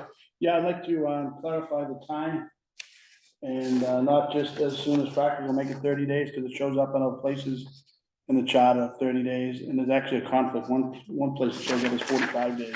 So I'd like to have a hard and fast date. Yep, we did fix the 45 days. That was for the COPC, I believe. No, that calls for 30 days. I think And it's, it still says, well, I'm looking at the new one, maybe we changed it. I think there are two places. I think in one place it says 30 and in one place it says 45, but That was a conflict years ago. Yeah. So we made everything 45 days? you know, we made everything 30 days for So should- COPC, but I'm in agreement that we should tell them that we should do 30 days. 30 days should show up here in my opinion. For what? So you're saying To shall, reorganize. Instead of Oh, no, regular? sorry, Michelle, hold on. Can you delete that, Michelle? Oh. So, instead of saying as soon after the annual election as practical, it would say, no later than 30 days after the annual election. That's what you. Right, So you're gonna go to line 11-13 and delete the words as soon after. And then in line 11-14, you're gonna delete the words as practicable. yeah, that word, I didn't, And then before the words the annual election, you'll enter within 30 days of. So on line 11-14 at the start.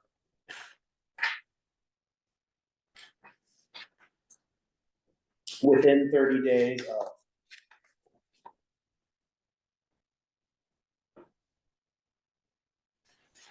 And we now read, all boards, commissions, and committees of the town shall organize annually within, well. Yeah, we shall organize annually within 30 days of the. Have we changed annual election to local election in other places? I went through the charter, or part of it, and we have all sorts of words for elections. And that might be good to be more particular about. The annual election. We do have an annual, we do have, the May election is an annual election. It's the only way it goes It's annually. the only one that does automatically. Right. Alright, so we can leave it as is. We can, maybe we want to make a note that we want to just reference that as a definition somewhere later, that the annual election shall be the election, the regular election occurring once a year for the purpose of electing town officers. Alright, so, basically all we're doing is putting the time limit on this, we're giving them 30 days to get this done. Is there a motion to approve the amended language to 6-1-1? Make the motion. Mr. amend the Costello, language. Mr. Costello makes the motion. Is there a second? Second. Ms. Botrain seconds. Is there further discussion? Hearing and seeing none, I'll call the roll. Mr. Bolton? Yes. Mr. Hanlon and Ms. Kavako are not present. Mr. Costello? Yes. Mr. Hutchinson? Yes. Mr. Waller? Yes. Mr. Levin? Yes. Mr. Pizer is not here. I'll be happy that I called him anyways. Ms. Botrain Yes. and Mr. Zubaroli is not here, and I vote yes as well. The motion carries with 7 in favor and none against. Okay, 6-1-2 happens to be the end of this section of the charter. Can you scroll down, Michelle? 6-1-2. 621. 6-2-1, sorry. Oh, sorry. Section 2, delegation of appointment, discipline, and removal power. 6-2-1 says the powers conferred upon the town manager in section 3-5-1A of this charter for all employees subject to the provision of GL 31, the civil service law, except department heads and division heads, or their equivalent regardless of their title, and school employees may be delegated to the appropriate department heads. To the extent permitted by law, such powers which shall include the ability to appoint, discipline, or discharge an employee shall be subject to final approval by the town manager without appeal or recourse to the select board. So I'm seeing that we specifically we did a home rule petition to adopt this language in 2012. Is that the next section? No, it's the last No, that's sentence. the last sentence. It's literally. Added by chapter 336. The acts of 2012. Can you scroll down? Michelle? Just in parentheses. Yeah, it's right there. I don't think we can change it then. Well, theoretically, any charter is changed to a home rule petition. Right. So we would just be eliminating a prior home rule petition, but Right, but we had another special act, the information for voters section that town council said we couldn't change that section unless we went through the actual process of amending the special legislation. regardless, I think, given that we chose to do this in 2012, and unless there's a really good reason to change it, even if we could, I don't see it. Yeah. Anyone want to change? Very good. 6-2-2. All multi-member board and committee appointees made under this charter shall be for a specific term. Any person whose cumulative attendance falls below 50% in a 12-month period, and such attendance record has been duly certified by the town clerk by a majority vote of such board or committee, shall upon certification be deemed to have resigned from the appointed position. Thereafter, the position shall be considered vacant for all purposes. What do you think cumulative means? Cumulative attendance? From the date of whatever. Doesn't have to be January 1st, consecutive. 22 to January 1st of 23. No, it's in a 12-month period, so, it's- Any 12-month period. yeah, So if I go June to June, right. and it turns out you missed more than 50% during that. And it doesn't have to be consecutive. It's 50% of the meetings. To answer your question though, Martha, I don't think the word cumulative does anything positive or negative to the So, whose sentence. attendance falls below Yeah. 50%. Tim, Well, I would like to change that go ahead. to 30%. Right. Me. I know it's difficult to hold. Well, first of all, find people that will serve on the boards, I understand that. But, right now, there is a situation at FinCom that, falls within that 50%. And, there are so many different things that are so important that you really do need to be consistent in FinCom. You can't fall back 50% of the time and then be delinquent. It's so critical that if you fall back at 30%, it's still major. And if it's at 30%, why are you still on it? Just give it up. And on, if you're a COPC, right? If you fall back on 30, anything less than 30%, why are you still there? Give it up. And 50% is very lenient, not lenient, it's gracious, right? I think that if you really want to be on a committee, that anything below 30%, just give it up to someone who wants to be on there. So can I, on that, So Len, Alan, Martha? so the process is, like, I'm on a committee that we have a person who went before the select board, asked to be on it, and basically has shown up once since, right? So I'm with you. Sorry, you raised your hand, you asked to do it. Did you think this was gonna be some, whatever? And so I guess it's up to the chairperson to decide I'm the secretary of the committee, so I will write to her and say, look, you're being removed from the committee, and I talked to Kelly about what to do and to do that. And that's what this process says. There's no vote, there's no petition, there's no nothing.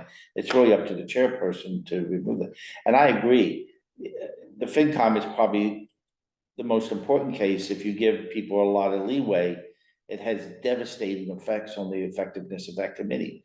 Because, you guys just got done doing spring town meeting. Yeah. In another month and a half, you're getting ready to gear up to do it all over again for the fall town meeting. And 50% is just, why even bother come? This person never went to any of the caucuses, like they went to the town meeting, their attendance was minimal. Because what happens is, it puts more pressure on the other members that have to Pick up the slack. pick up the slack, especially in the caucus meetings, Yeah. right? You're not doing two, you're doing maybe three, maybe four. Cover that. To cover it. Yeah. Because we're all supposed to be doing two, and it's, I agree with I might be talking about FinCom, which is what I'm experienced at, which is a very important committee. But I'm sure any other committee, if you're, again, anything less than 30%, give it up. Yeah, and this gives some power to the committees themselves so it doesn't happen automatically. The committee has to take an affirmative vote to ask the clerk to certify the person's attendance, so. If the committee or board is fine with it, then they can just let it slide, but it gives you folks some role in it. So I have Alan, then I have Steve, and then I have Martha. Well, just quickly, I don't want to enable anyone, but I would have no problem raising the bar to 30, but I think maybe we could add like an excused absence. I mean, how are you gonna deal with an illness? So how are you gonna deal with, Well, that's the long-term illness stuff, right? So I got you, but if it's like that, right? It's unfair to the committee. oh no, I fully understand your point, and I'm with you. I would do the 30%. If someone doesn't show up a third of the time, then it puts a burden on any committee. I think you own a business, right? Boom.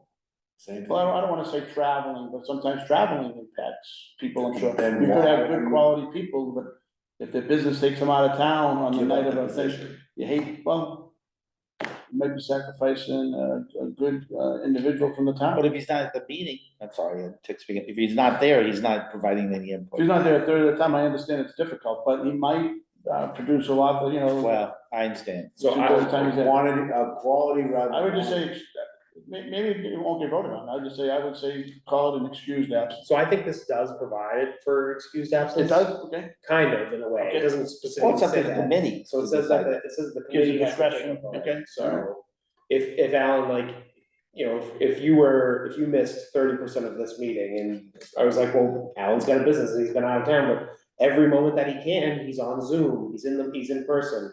we should give him the benefit of the doubt. The committee would be able to vote on whether or not that's excused.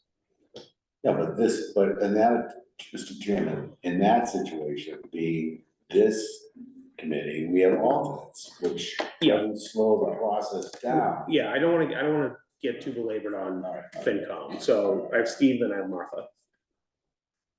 I appreciate Mr. Lawler's comments and Mr. Costello's comments. I think the problem here is, first of all, there's supposed to be a methodology to cover that 30 to 50% gap, or that whatever to 50% gap. 50% is an automatic. You're gone. You've missed 50%, you're gone.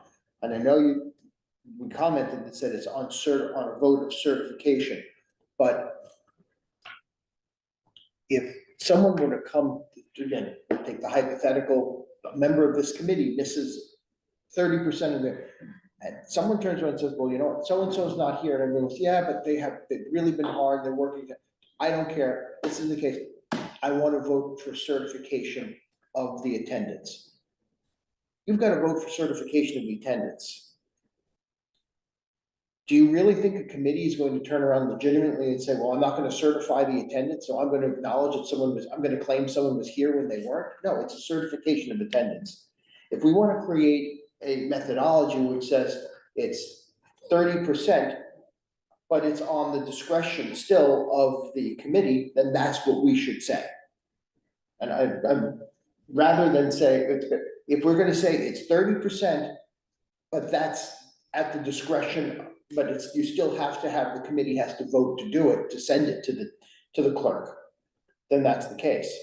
Otherwise, if we're saying it's a number, then the number's a number, and at any point someone turns around and says, I want to certify that number, that has to be done. I couldn't, if someone said to me, okay, fine, I want to get rid of so-and-so, and I go, I really don't want to get rid of so-and-so, I don't care, they've missed 30% of the meetings. Well, yes, still, but I want them, I think they want to be there. And then someone says, fine, I move to certify their attendance. I can't in good conscience not certify the attendance, because that's a lie. So I don't have a problem with the proposal, I have a problem with the methodology. We need to say something a little bit different if that's what we're gonna do. That's But why does the certification need to be voted on? Why does it need to have, it's either, I mean, when I asked Kelly about this, for the committee that I do, she said, Len, put in your minutes, in attendance, absent with notice, absent without notice. But I can tell you, there are a lot of committees that don't take attendance. And the FinCom do. So I know they do, but I can But the tell you. minute. But I understand that, but I mean, but I understand, but I'm not sure why, just like Steve said, sorry if I'm talking, is that this idea that you have to then politicize the fact that either they attended or didn't attend it. It's not it's factual, it's not political. So why are we voting on it? I don't know. Hold on, I have some other folks, Martha, then Joe, and then I'll come back to you. I was wondering, Tim, how you chose 30%. I owned a business for 41 years. You know, at some given point in time, the kind of has to come out and boom, you're gone, right? If I can miss 30% of the time, I want to come work for you. But no, the bar at 50 is outrageous. And I'm saying, 20 would be kind of on the borderline, but 30 was a medium point for me, from 50. And they got paid, all these people got paid, right? Or not? I don't think so. Point is that, you know, a business is one thing and volunteer committees are another. I mean, you know, you're right about the FinCom needing to be there. They're kind of a structural committee. The town can't really run easily without them. But the LUAC would have been gone 10 years ago, you know, and up until about a year ago, the only member was John Hamm. I mean, and you know, different committees struggle on. That's just how it works. What? What's that? Was that your comment? Yeah. Joe? Tim and then Len? But the problem is, Joe, is that you have committees that have that type of responsibility. And FinCom, and you have someone that's not there for 30%, I mean, there's only 15 of us. And when you have a caucus attendance and stuff like that, that is a real strain on a volunteer basis on FinCom. And, especially on, there's so many articles that come up, you've gotta stay pace of what's going on. And to not be there for 30% of the time, there's a story that goes together with the town, I'm figuring out now. With all the articles that come up, there's a story, right? If you're not. But that's the But thing let's, that, hold on. This is not for just the FinCom. I wanna No, make no, sure that no. we're I was focusing just- on. I'm sorry, I'm bringing this up as the example that I know of. Sure. And then, so because of that. But what I'm saying is, if you wanna make this 30%, here, it applies to. I know that, oh, I understand that, but I'm talking about an actual committee that I am on, that this affects. I just wanted to be clear, that this affects everyone.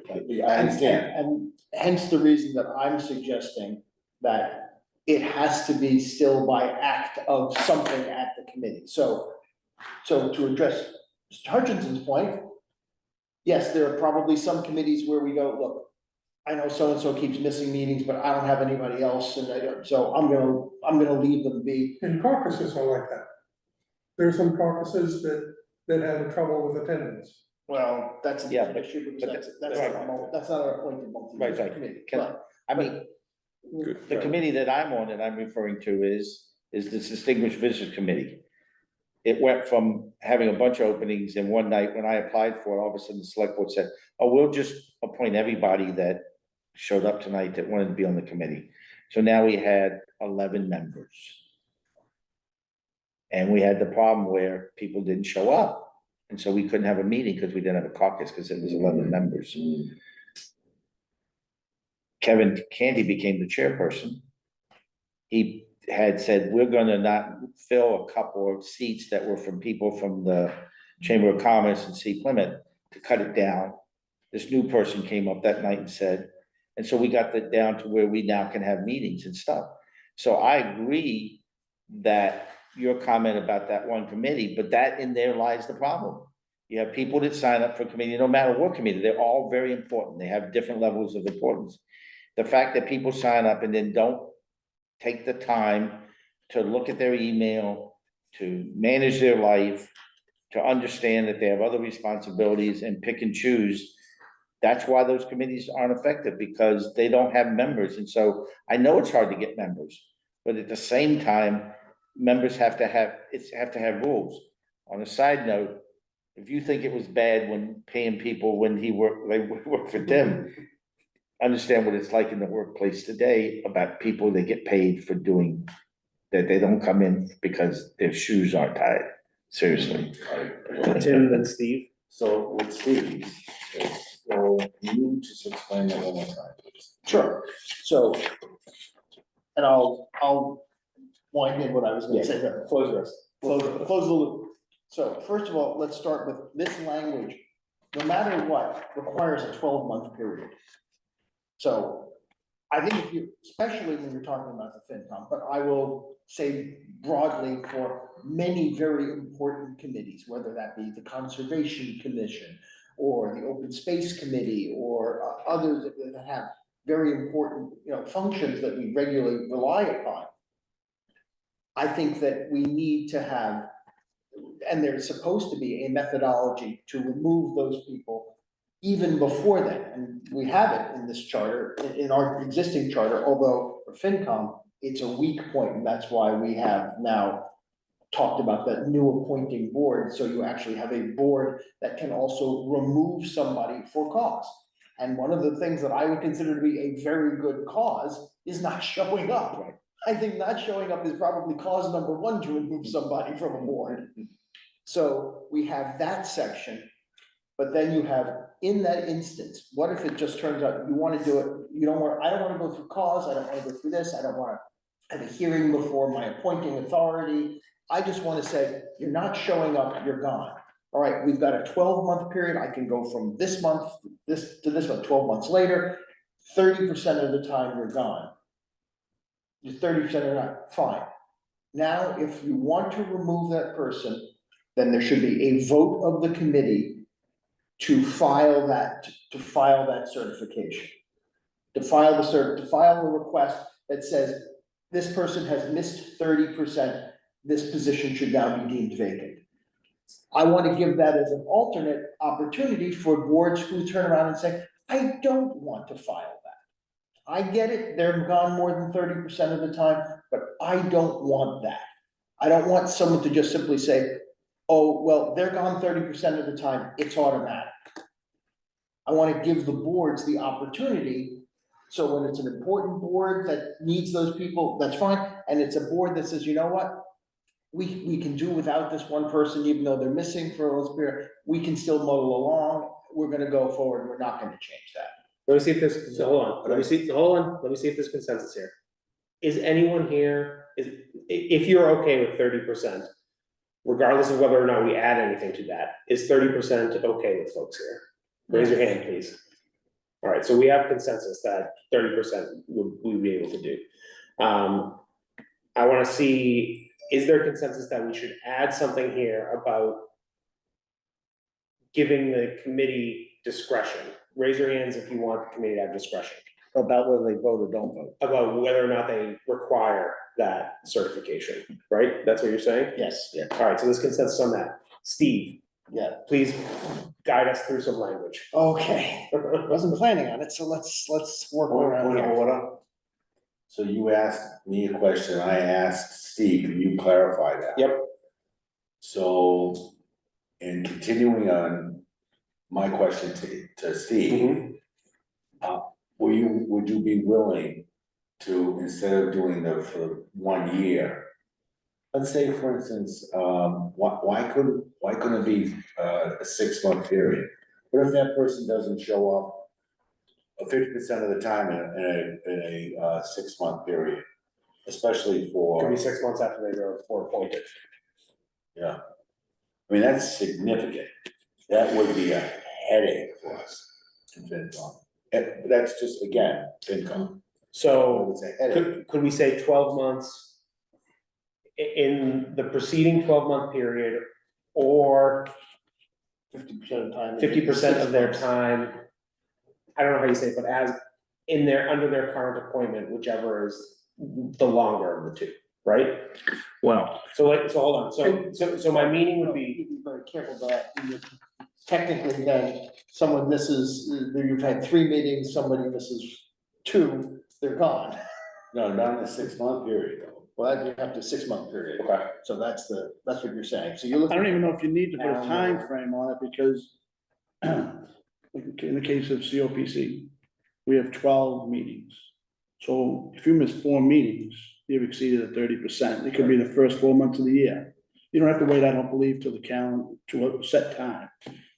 Now, it might be a little different with FinCom, because you guys have an unnamed, unnumbered amount of meetings. You know, sometimes you have 2 a week, leading up to town meeting, but I don't think you have to really get hung up on the time frame. You'll know ballpark. Yeah, because it's a committee, because the committee puts it together. Yeah, but that makes it, but this is an automatic. So you need to have some measure of consistency, because we're applying to all committees. So, there are many committees that have sections of time for which they don't have a lot of meetings because something, and then something occurs, and then they've got to have a bunch of meetings. Like before and after town meeting. Exactly, Or before. or LUAC is an example. LUAC can go and not have meetings because there aren't properties to review. Then all of a sudden they go, oh my God, we've got a whole bunch of properties to come up. The number of meetings that certain groups will have over a year is just unknown. I'm dealing with it and You're right. right now we're dealing with And the final thing I want to say, and it's maybe this is just me, but I think this chapter could be bringing us back to the recall. This could have been the precaution for someone, like you said, that does something so egregious in the first 6 months of their term. They walk down Main Street, I forget they said shooting out windows. Okay, so they go to jail. So they're not around to come to the meeting. So automatically, that's a safeguard. They don't show up for half the No, meetings. those are elected officials. Those elected Elected officials, officials. it's a whole different Yeah. They're ballgame. not considered a multi-member board? No, No, okay, my mistake. They're elected. one was appointed. I've Len and Joe. I think, I'm in agreement with you, Tim, is that I think we need to structure this to hold people who stand up and ask to be volunteers to a higher standard, right? You want the prestige, and there is prestige with saying you're on town committees, no matter which one it is. There are certain committees have more importance. I'm on the cable advisory committee. We won't meet again for 2 years until the. Len, hold on, sorry, no, we're spending a lot of time agreeing with each other. Okay, I'm sorry. So let's, only new comments at this point. Okay. Joe. I don't agree. I think that if you want a special law for, FinCom, do that. And I think that as a general rule, it's a mistake to punish. That's the sense of what I'm getting here. Okay, there's general consensus in the room, so we need some language to be able to vote upon, so. I'll let you take it away, Steve. All right, well, the first sentence, fine, 622, fine. So I guess the next sentence should start probably with upon majority vote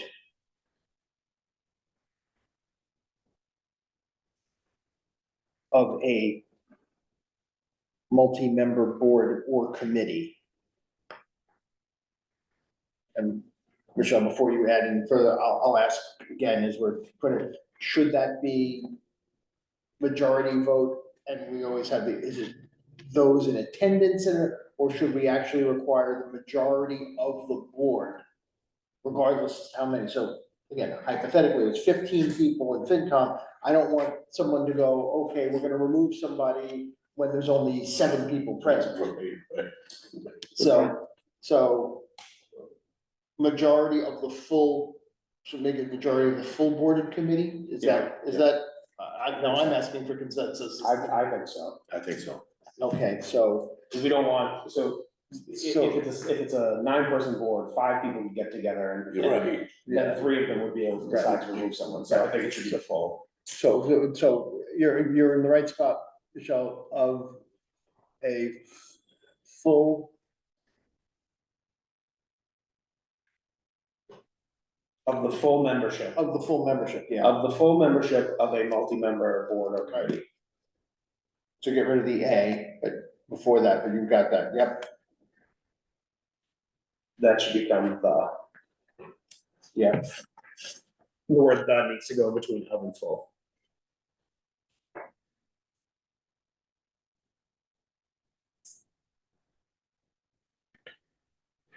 Do we need to add the words, The word "the" is not there. Michelle, in that where you just typed, added between of and full, we need the word the.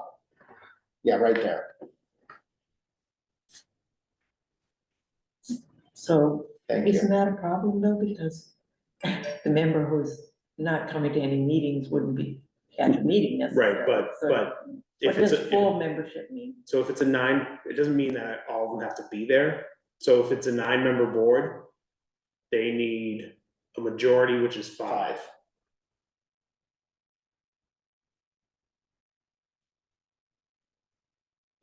It doesn't safeguard what you just said about. At the majority Yeah, Oh, So the 8 people full at membership. FinCom, you take that vote that night, means the same as majority. then all 8 vote. have to vote in favor. No, so if it's just a simple majority vote, that would mean that If you have 8. if you have a people, that would be quorum quorum. of, no, hold on, so if you have a 9-member board like we do, right? So if 9 of us, I got 9 of it. us is the full committee, we have quorum at 5. So a simple majority vote could only be 3. Right. But majority vote of the full membership, which is 9, would be 5. So 5 people could still get together and make it happen, but all 5 of them have to vote in favor of. all right, that's fair enough, yeah, that's right. But they're voting on a attendance record. They're not, No, we're not saying that they're voting on the attendance record. They were changing that part. they're basically saying upon a majority vote, So let's get the rest of the language out. well, that's it, so upon a majority, Vote of the full membership of a multi-member board or committee. Maybe to remove. I can't see that. Sorry, we need. No, that's okay.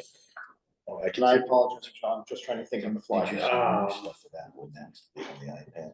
And announce what? A whole new set. Comma, I think I got it, comma. Nice. A member whose absence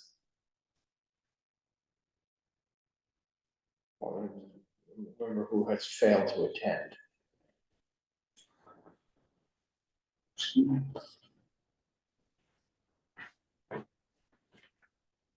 A member whose absence. Falls below 30. Can we take this offline and bring it back next week? This, that, the rewording of this thing? I think we're almost there. We're close there. A member whose absence within a 12-month period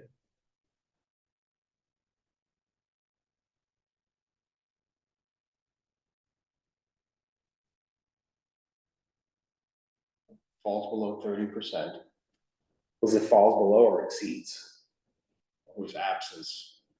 Well, that's why members whose attendance falls below. Okay, yeah, so a member whose attendance rather than absence Yeah. within a 12-month period falls below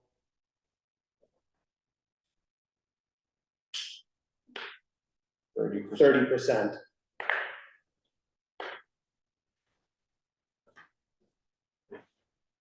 Shall be deemed. Shall be deemed. So just shall be, and then you can go right down to the word deemed in line 1132. All right, so you delete everything up to the word deemed in 1132. Down one more line and back a little bit. You can even go to B and get rid of the B up there since you want to get rid of that Yeah, just technicality.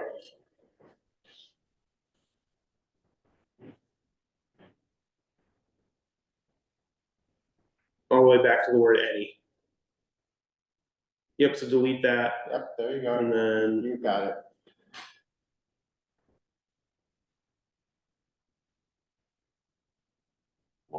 perfect. All right, so upon majority vote of the full membership of a multi-member board or committee, a member whose attendance within a 12-month period falls below 30% shall be deemed to have resigned from the appointed position. Thereafter, the position shall be considered vacant for all purposes. Do we need to add the word commission in here? Because we have commissions that are appointed in town. I think that's fine. I think adding commission. So it would be board, commission, and committee.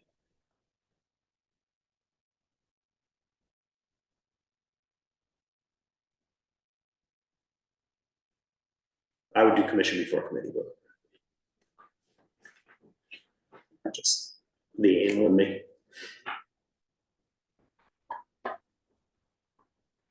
But I mean, alphabetically, committee comes before commission. ST, Commission, COMMI. S goes before T. Right. So what happened to? And then I would put commission in the next line, and the next in line 1129 as well, Michelle. Or committee. What appointed commissions do we have? So like the Conservation Commission, Oh, okay. they're appointed. They should be able to have the same. But do they have the rule, doesn't the state control what happens to that? Not a removal stuff. Yeah, So I thought we were gonna have a provision that it didn't have to be voted on. It was just gonna be based on some attendance record. No, that was the whole point. We were trying to create a vote. Okay. So that, so this empowers the committee or the commission or the board to make to the, basically, it gives them discretion. gives them discretion as to whether or not to call out somebody who's missed 30+%. It's guaranteed that would happen. Guaranteed. In So- some places, they would just turn around and say, we're not gonna do it. So in the case of my committee, this precludes from Kevin saying, Len, go tell Kelly to write a letter to her, say you're off the committee because you haven't attended. We have to vote on it. You would basically vote to do Okay. that. Okay. You have to vote on the existing language, so. I understand. I just didn't know. I thought I was under the impression we were gonna make it optional. Well, it is optional. It is, yeah, The commission doesn't, you don't have to vote. yeah, you don't. And more to the point now, you're not just voting on their attendance record, you're voting on whether or not to report the attendance. Okay. So again, under the existing language right now, anybody can simply, at a meeting, turn around and say, I hereby, I want to move to certify the attendance. And there's no discretion at that point, because attendance is a fact, one way or the other. You could say, yep, they've blown it, but I still would rather that they stay on. You can't do that now. Under this language, you could by simply turning around and saying, yep, I know they've missed more than 30%, but the majority of this committee decided that we'd still like to keep that person on. And that's up to them. Right. I'm in agreement that if you're missing a third of the meetings, you probably shouldn't be, but there may be exceptions, and I'm willing to at least create some methodology for those exceptions. All right, so, let's, I think we've got a consensus situation here. Agree with that. Let's look at 6-2-3. All bodies who have the ability to appoint may remove the appointee for cause by a vote of the appointing authority as defined in the established process developed by the appointing authority.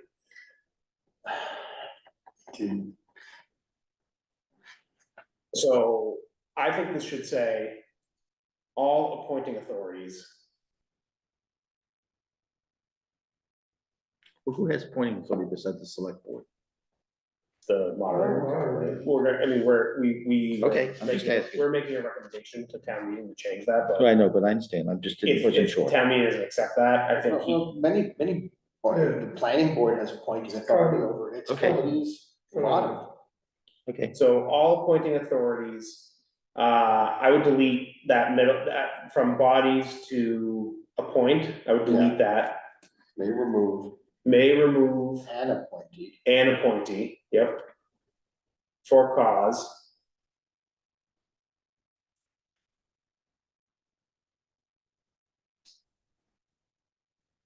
I think the comma is unnecessary.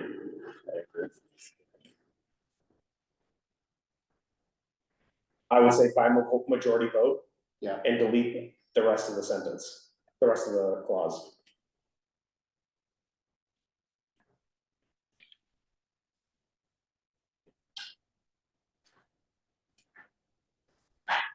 and then as the, Right, we need to keep of the appointing authority. but as defined from the end is gone. Oh, okay, yeah, so Michelle, hit Control Z. And then, so delete everything except, by the appointing authority. Leave that, leave of the appointing, no, just have to delete it again. Leave the words of the appointing, She did what I asked, sorry. Okay. Control Z one more time, Michelle, that was my fault. there's two.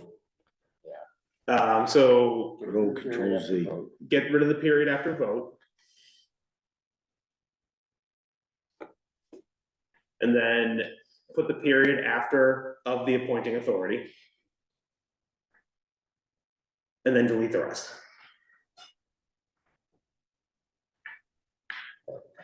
There you go.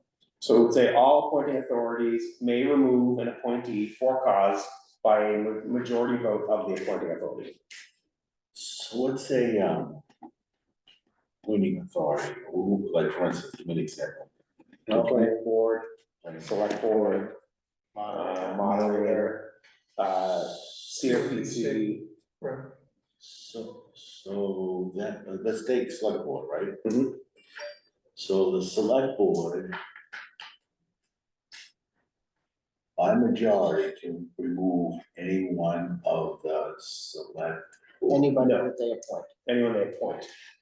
So for example, they had an issue with a conservation commission person, they could have turned around and said, okay, we're calling you up, we're talking about this, here's our procedure for doing it, and we're gonna have a majority vote, and we're gonna remove you for cause. And If those appointing authorities want to establish policies outside of this, they're perfectly capable. we're just telling them it's gotta be by majority vote.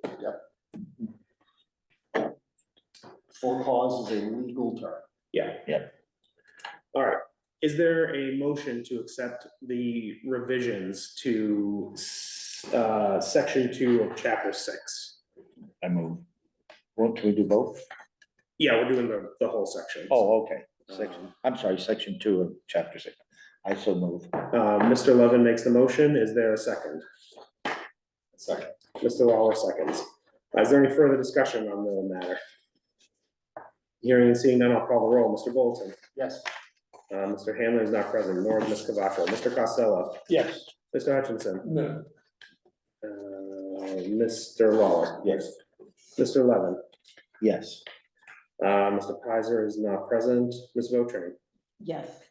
And Mrs. Zuccarelli is not present, and I vote yes. The motion carries with 6 in favor and 1 opposed. It's 8:20. We've got a page worth of work, and looking ahead, it's not a lot even to that page. I suggest that we plow forward. Yeah, let's do it. Excellent. 7-1, section 7. I mean, I don't even think there's any changes. We're on chapter 7, section 1. This charter may be replaced, revised, or amended in accordance with provisions of the general law. Mr. Pizer would basically say, get rid of this. Is that your motion? That's my motion. All right, Mr. Bolton motions that we strike 7-1-1 in its entirety. Is there a second? I'll second it. Mr. Levin seconds the motion. Is there discussion on the matter? Hearing and seeing none, I'll call the roll. Mr. Bolton? Yes. Mr. Hanlon is not present, and nor is Ms. Cavaco. Mr. Costello? Yes. Mr. Hutchinson? no, Mr. Lawler? Yes. Mr. Levin? Yes. Mr. Pizer is not present. Ms. Votran? Yes. Mr. Zuccarelli is not present, and I vote yes. The motion carries with 6 in favor and 1 against. Moving on to section 7-2. 7-2-1 reads, to the extent that any specific provision of this charter shall conflict with any provision, any general provision, the specific provision shall prevail. Good language, kind of standard. Excellent. Anyone want to change that? Hearing and seeing none, we'll go to 7-3, severability. 7-3-1 reads, if any provision of this charter is held invalid, the other provisions of this charter shall not be affected thereby. If the application of this charter or any of its provisions to any person or circumstances is held invalid, the application of this charter and its provisions to other persons and circumstances shall not be affected thereby. Sort of odd severability language for a charter, but since it's been approved in the past, I don't see any reason to tinker with it.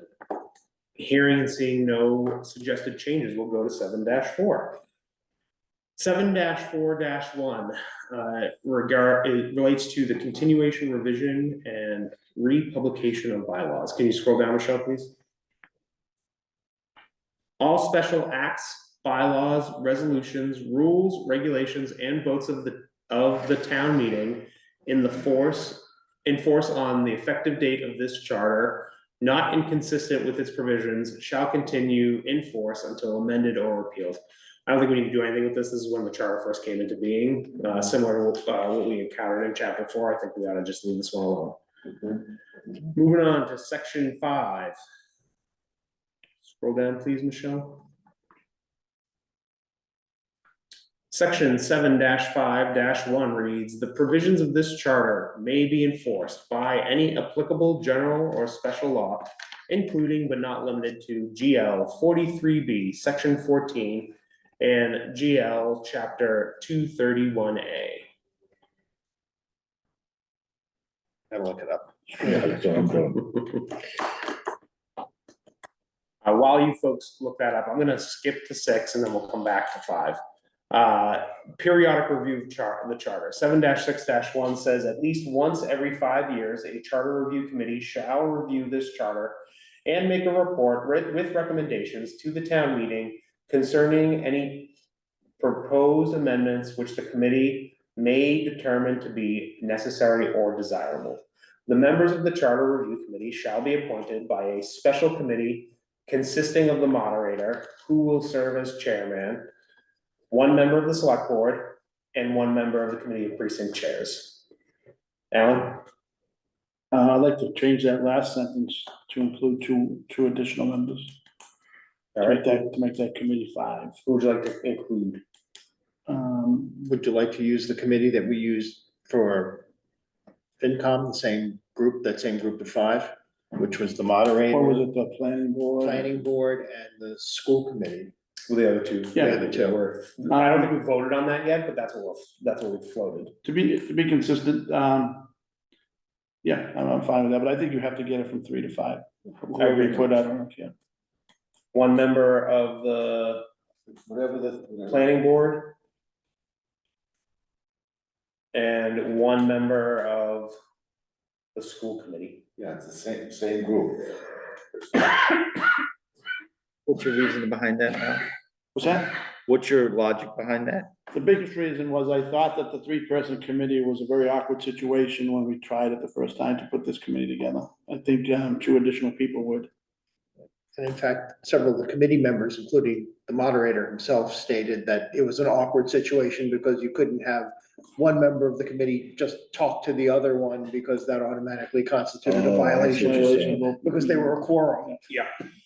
So I guess the only other question is, do we want to keep the moderator as chairman? I don't have an objection. Or let them decide. I have no objections. I have no objection. to that, All right, let's leave him as the chairman. I think we ought to, specify the number of people on this committee, including full voting members and or alternates. Any other charter established committee specifies membership.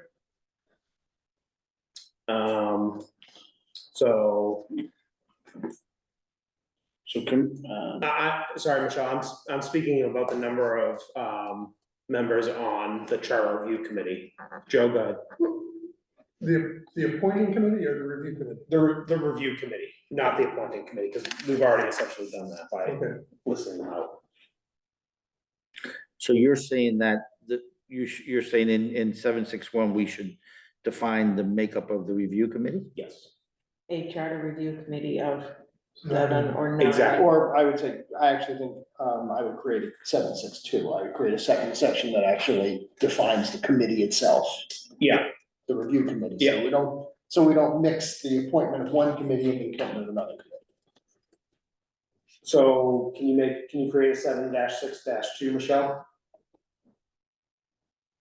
And I want to open it up. What do folks think we should have as membership? What do we have here? We have 9 here. 9 with 2 Full alternates. members. 9 plus 2. Recommend that. I would, I may speak. I think it's a good number. I think there was this requirement, I don't want to say barrier about precinct, and having people from one precinct. I think that created a lot of confusion and it just is what it is. I mean, we think by doing that, we'll get people, you get people want to be involved, and so I think the 9 and 2, or do we just? I think the alternates are good because when you have people that don't show up, they can be participating, but on the other hand, if they're showing up, why are they an alternate? So I don't know about the whole alternate thing. I don't know if 11 is too many. As the only alternate in the room.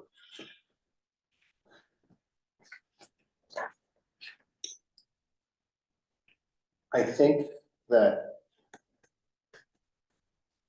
again, given the circumstances, I don't have an issue with creation of alternates. If that's identified in advance, that this is the way it is, and people will understand that. People can determine whether or not they wish to serve as an alternate under the circumstances. I've had the good fortune to, I've attended every meeting. I've had the good fortune to vote on, as an actual member of the committee, on the vast majority of the meetings, because someone has been absent. But if that had not been the case, I can understand someone else who may be a little bit less legalistic than myself might have said, I'm not gonna participate, and that's their right, and they can walk away. I think we should eliminate, as Len said, suggest alternates.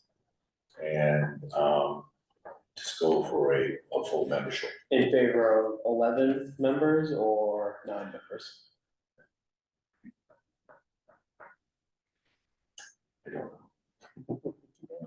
I think the way this committee has functioned, the value of the alternates has shown up. I agree. I think the alternates have been invaluable. Joe and then Alan.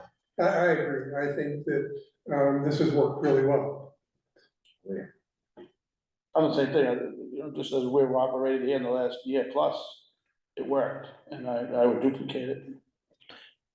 Yeah, I mean, whether they're an alternate or a full member, the fact that 11 is not, so the quorum for 11 is 5, right? 5, yeah. 5. So I think, having. Sorry, for 11, it's 6. 6, sorry. So having 11 full members, if somebody's a full member, an alternate, and showing up and getting to vote, he or she doesn't know whether or not they're gonna get to vote. That's it. So by making them a full member, in the case of our experience over the last, doesn't seem like it's almost been a year, my gosh, time flies when you're having fun. Basically it's worked out well, but I think it gives that person, it's back to my point, you're willing to stand up, commit the time, show up for the meetings, do your job, and if you don't want to, then don't keep your hand in your pocket. How about alternates vote? Then why make them They're alternates? not alternates, yeah. Why make them alternates? So. I'm hearing that alternates have been valuable. So I would suggest that we create a body of 9 full members and allow for the appointment of up to 2 alternates. I don't want to get into a position where I want to define it for the appointment committee, because what if there had been 3 people who wanted to be on the committee, who didn't get appointed? What if there had been 4? I don't want to have an unwieldy number of alternates on this committee. And if we had been in a position where we had 4 alternates, we might have almost, our quorum could have almost be, we could have 5 people vote, 4 of whom are all alternates. I could have a quorum with the vast majority being alternates. And now that's not a problem for me, but I could see it being fodder for saying, well, these changes aren't legitimate because they weren't. But then why not have alternates at all?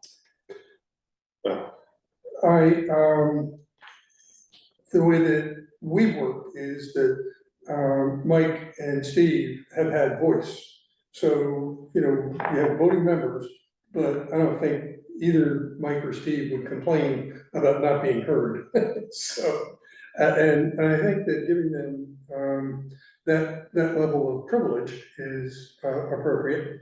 And that, the voting members and the alternates actually have equal voice, and I think it's worked amazingly well.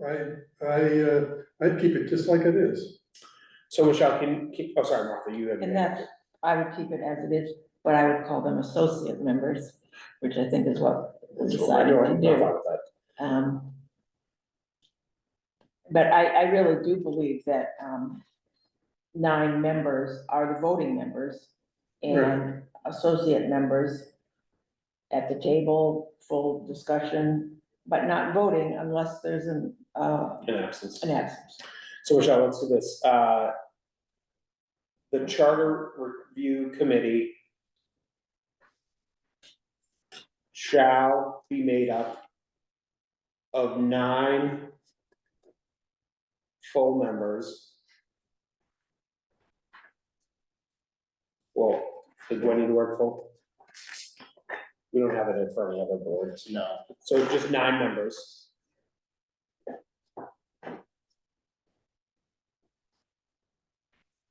Period. And I'm gonna mimic what the Board of Health has here, just to be consistent. In addition, the Charter Review Committee Appointment Committee may appoint up to 2 alternates. Right? So we talked about that. Or sorry, 2 associate members.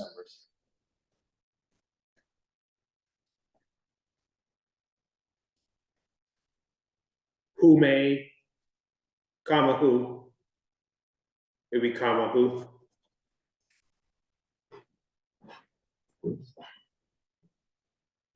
I'm sorry, the comma goes before the who. So choose common. Yep, who may act Has. when designated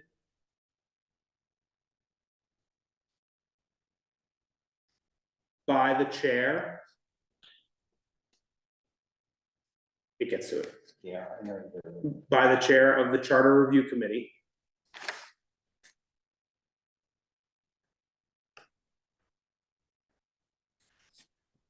If a regular member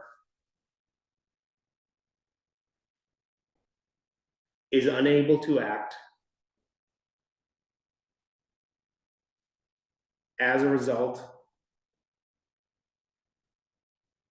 of an absence. This also says conflict of interest I would include it. or conflict of interest. Mr. Zuccaroli might say that you don't need that comma. Is he here? Is he here? Did he text you? Yeah, I'm sorry. Did he, He's right. did he not show up You don't- without notification? You don't need the comma. I don't care. If you want to take the comma out, take the comma out. Take it out. All right, take it out. Take out the comma before who. Now, my question on this is, when it says who may act when designated by the chair, So that's what I do at the top of all the votes when I say, I know you do, you're saying that, but is that discretionary or not? Because that could be a discretionary designation versus, because it's may act. we don't have to mimic the Board of Health. So we could say who shall act, and we can take out when designated by the chair. Yeah, I would say I would say may act as a full member in the absence of a. I would say shall. Shall. Shall. Who Sorry. So who shall act, Shall. and then delete when designated by the chair of the Charter Review Committee. So if a regular member, yeah. As a full member.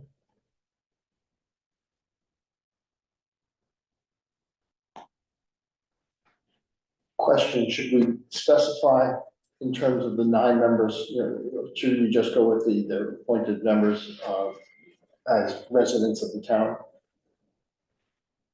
Yeah, let's come back to that. I think we still have to work on this Okay. language. So who shall act as a regular member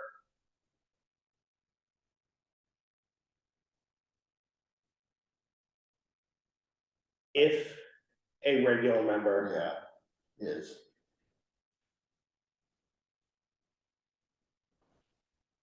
I think that does it, right? Yes. So going back to the first sentence, Michelle. After 9 members, who shall be residents of the town. Yes.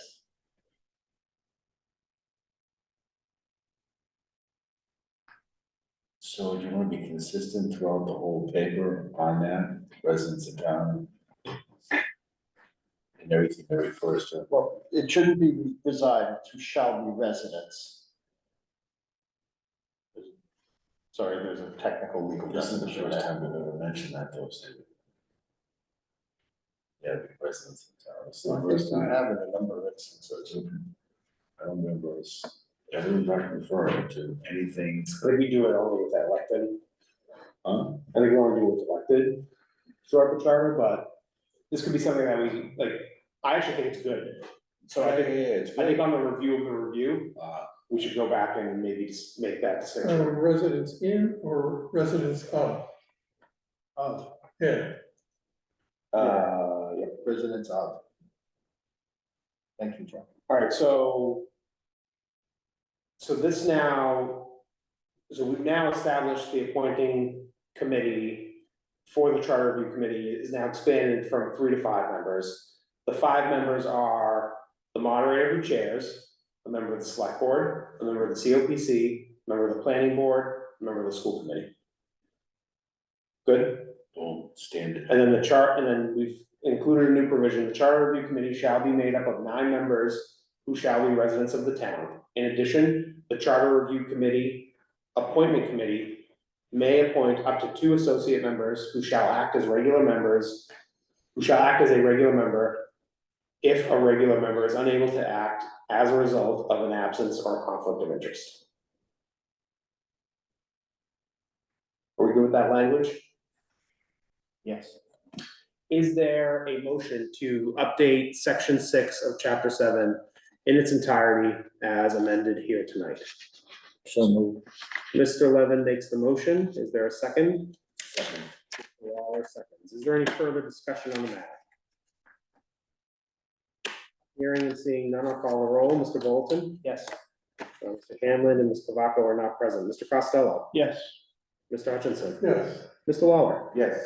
Mr. Levin? Yes.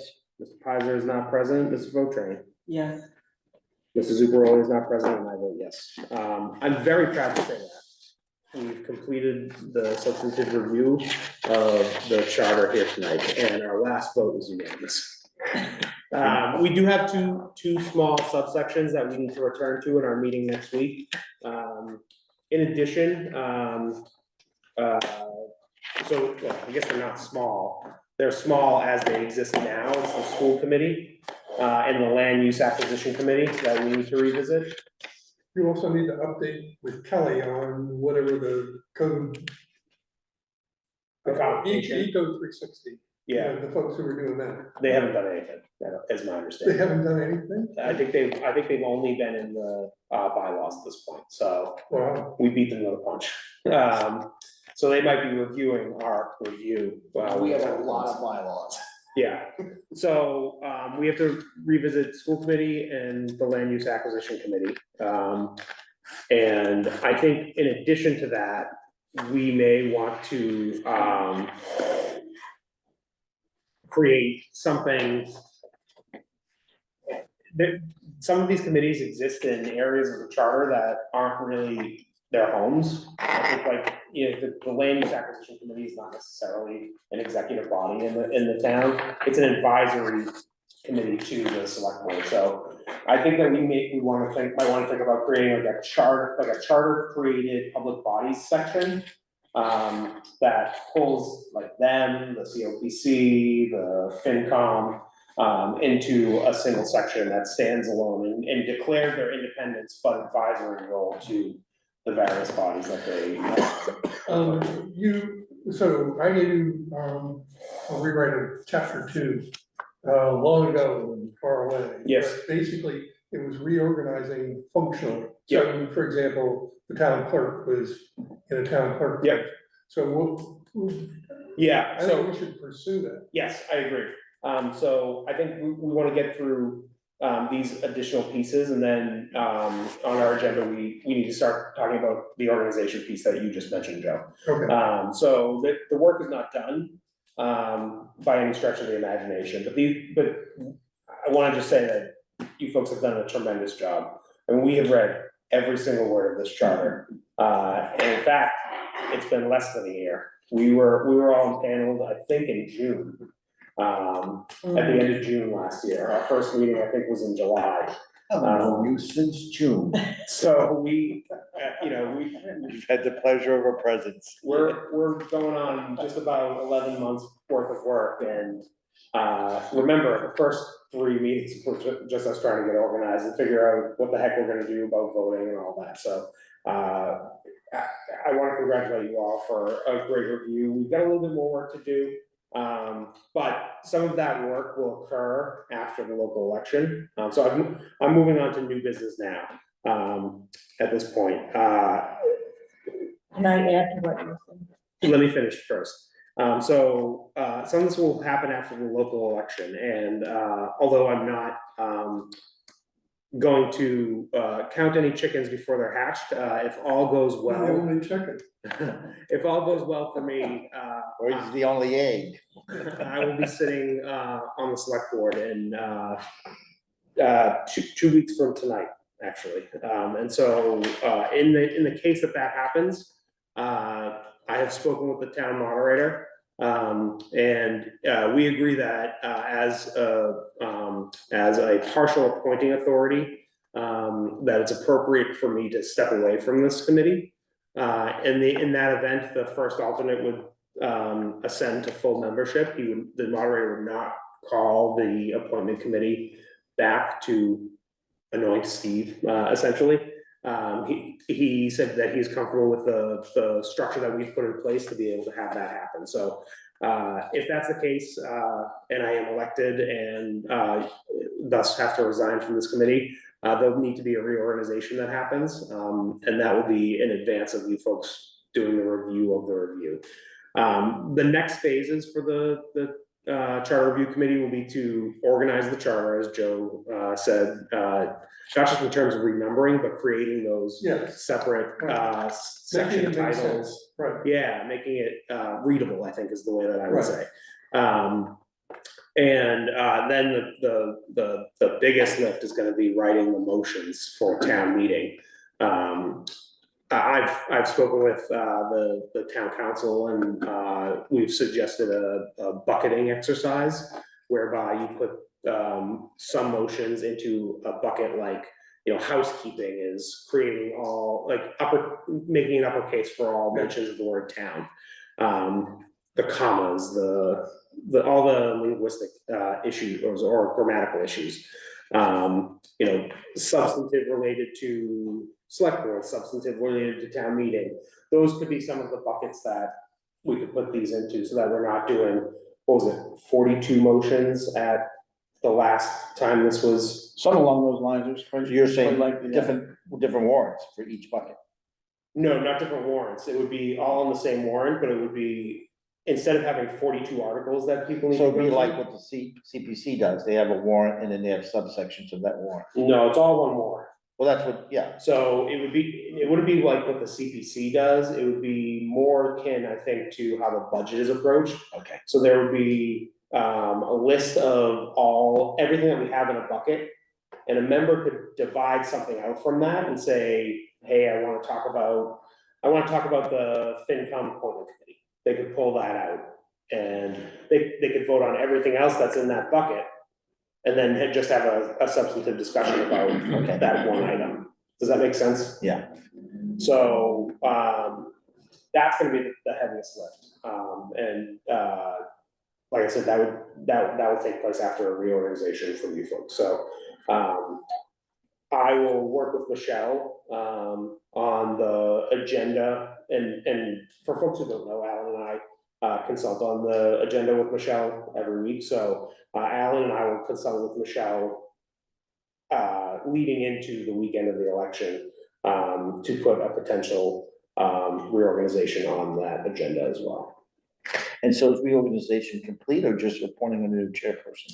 That's up to you folks. If you want to do a complete reorganization, then you'll have that authority. But if you just want to appoint a new chairman, I think it's. I'm just asking, I'm not leaning one way or the Yeah. other.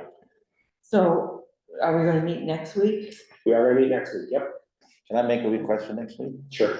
That part of our packet that Michelle gives us, the the latest updated red line printout of the charter, so we have it, because I have it in like 2 or 3 ways, Sure. and it would be nice, and if she could print it, then it's, easier to see what we've changed. Is that okay, Michelle? I can do that. Okay, Thank you. it'd be nice to have that. That'd be great. Is there any other new business? Can she email it to us? Or she prints it, for me, I get it printed in color, I don't have a color printer, and so that's. Yeah, can you mail it out to the committee after tonight as well, Michelle? I will do that. Yep. Thank you. I don't know whether this is new business or old business, but it's, We'll take them the same, new and old. it's business. related business. to, I think we also have to, talk about the open space committee. We haven't finished that.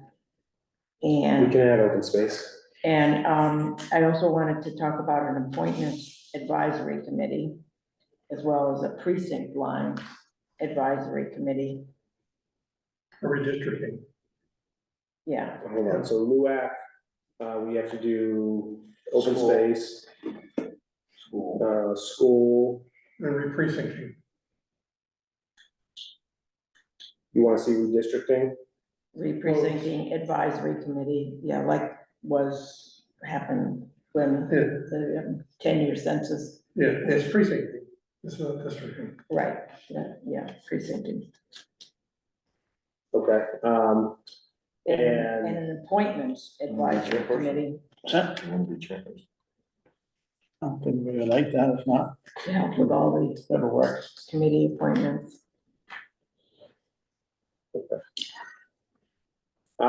so I'll get these items to Michelle. I will assume that for anything that doesn't have pre-existing language, Martha, you'll bring forward some. All right, If you want it on the agenda, I think it's on you. yeah, okay, All right, you feel free to work with others, obviously. right, so Is La- for is the Larry back appointments next and week? the precinct, No, Larry won't be here. re-precinct. Difficult on Anything else that folks want on the agenda? All right, if there's no other new or old business, 8:51 PM. Thank you all. Hear ye, hear ye, hear And ye. thank you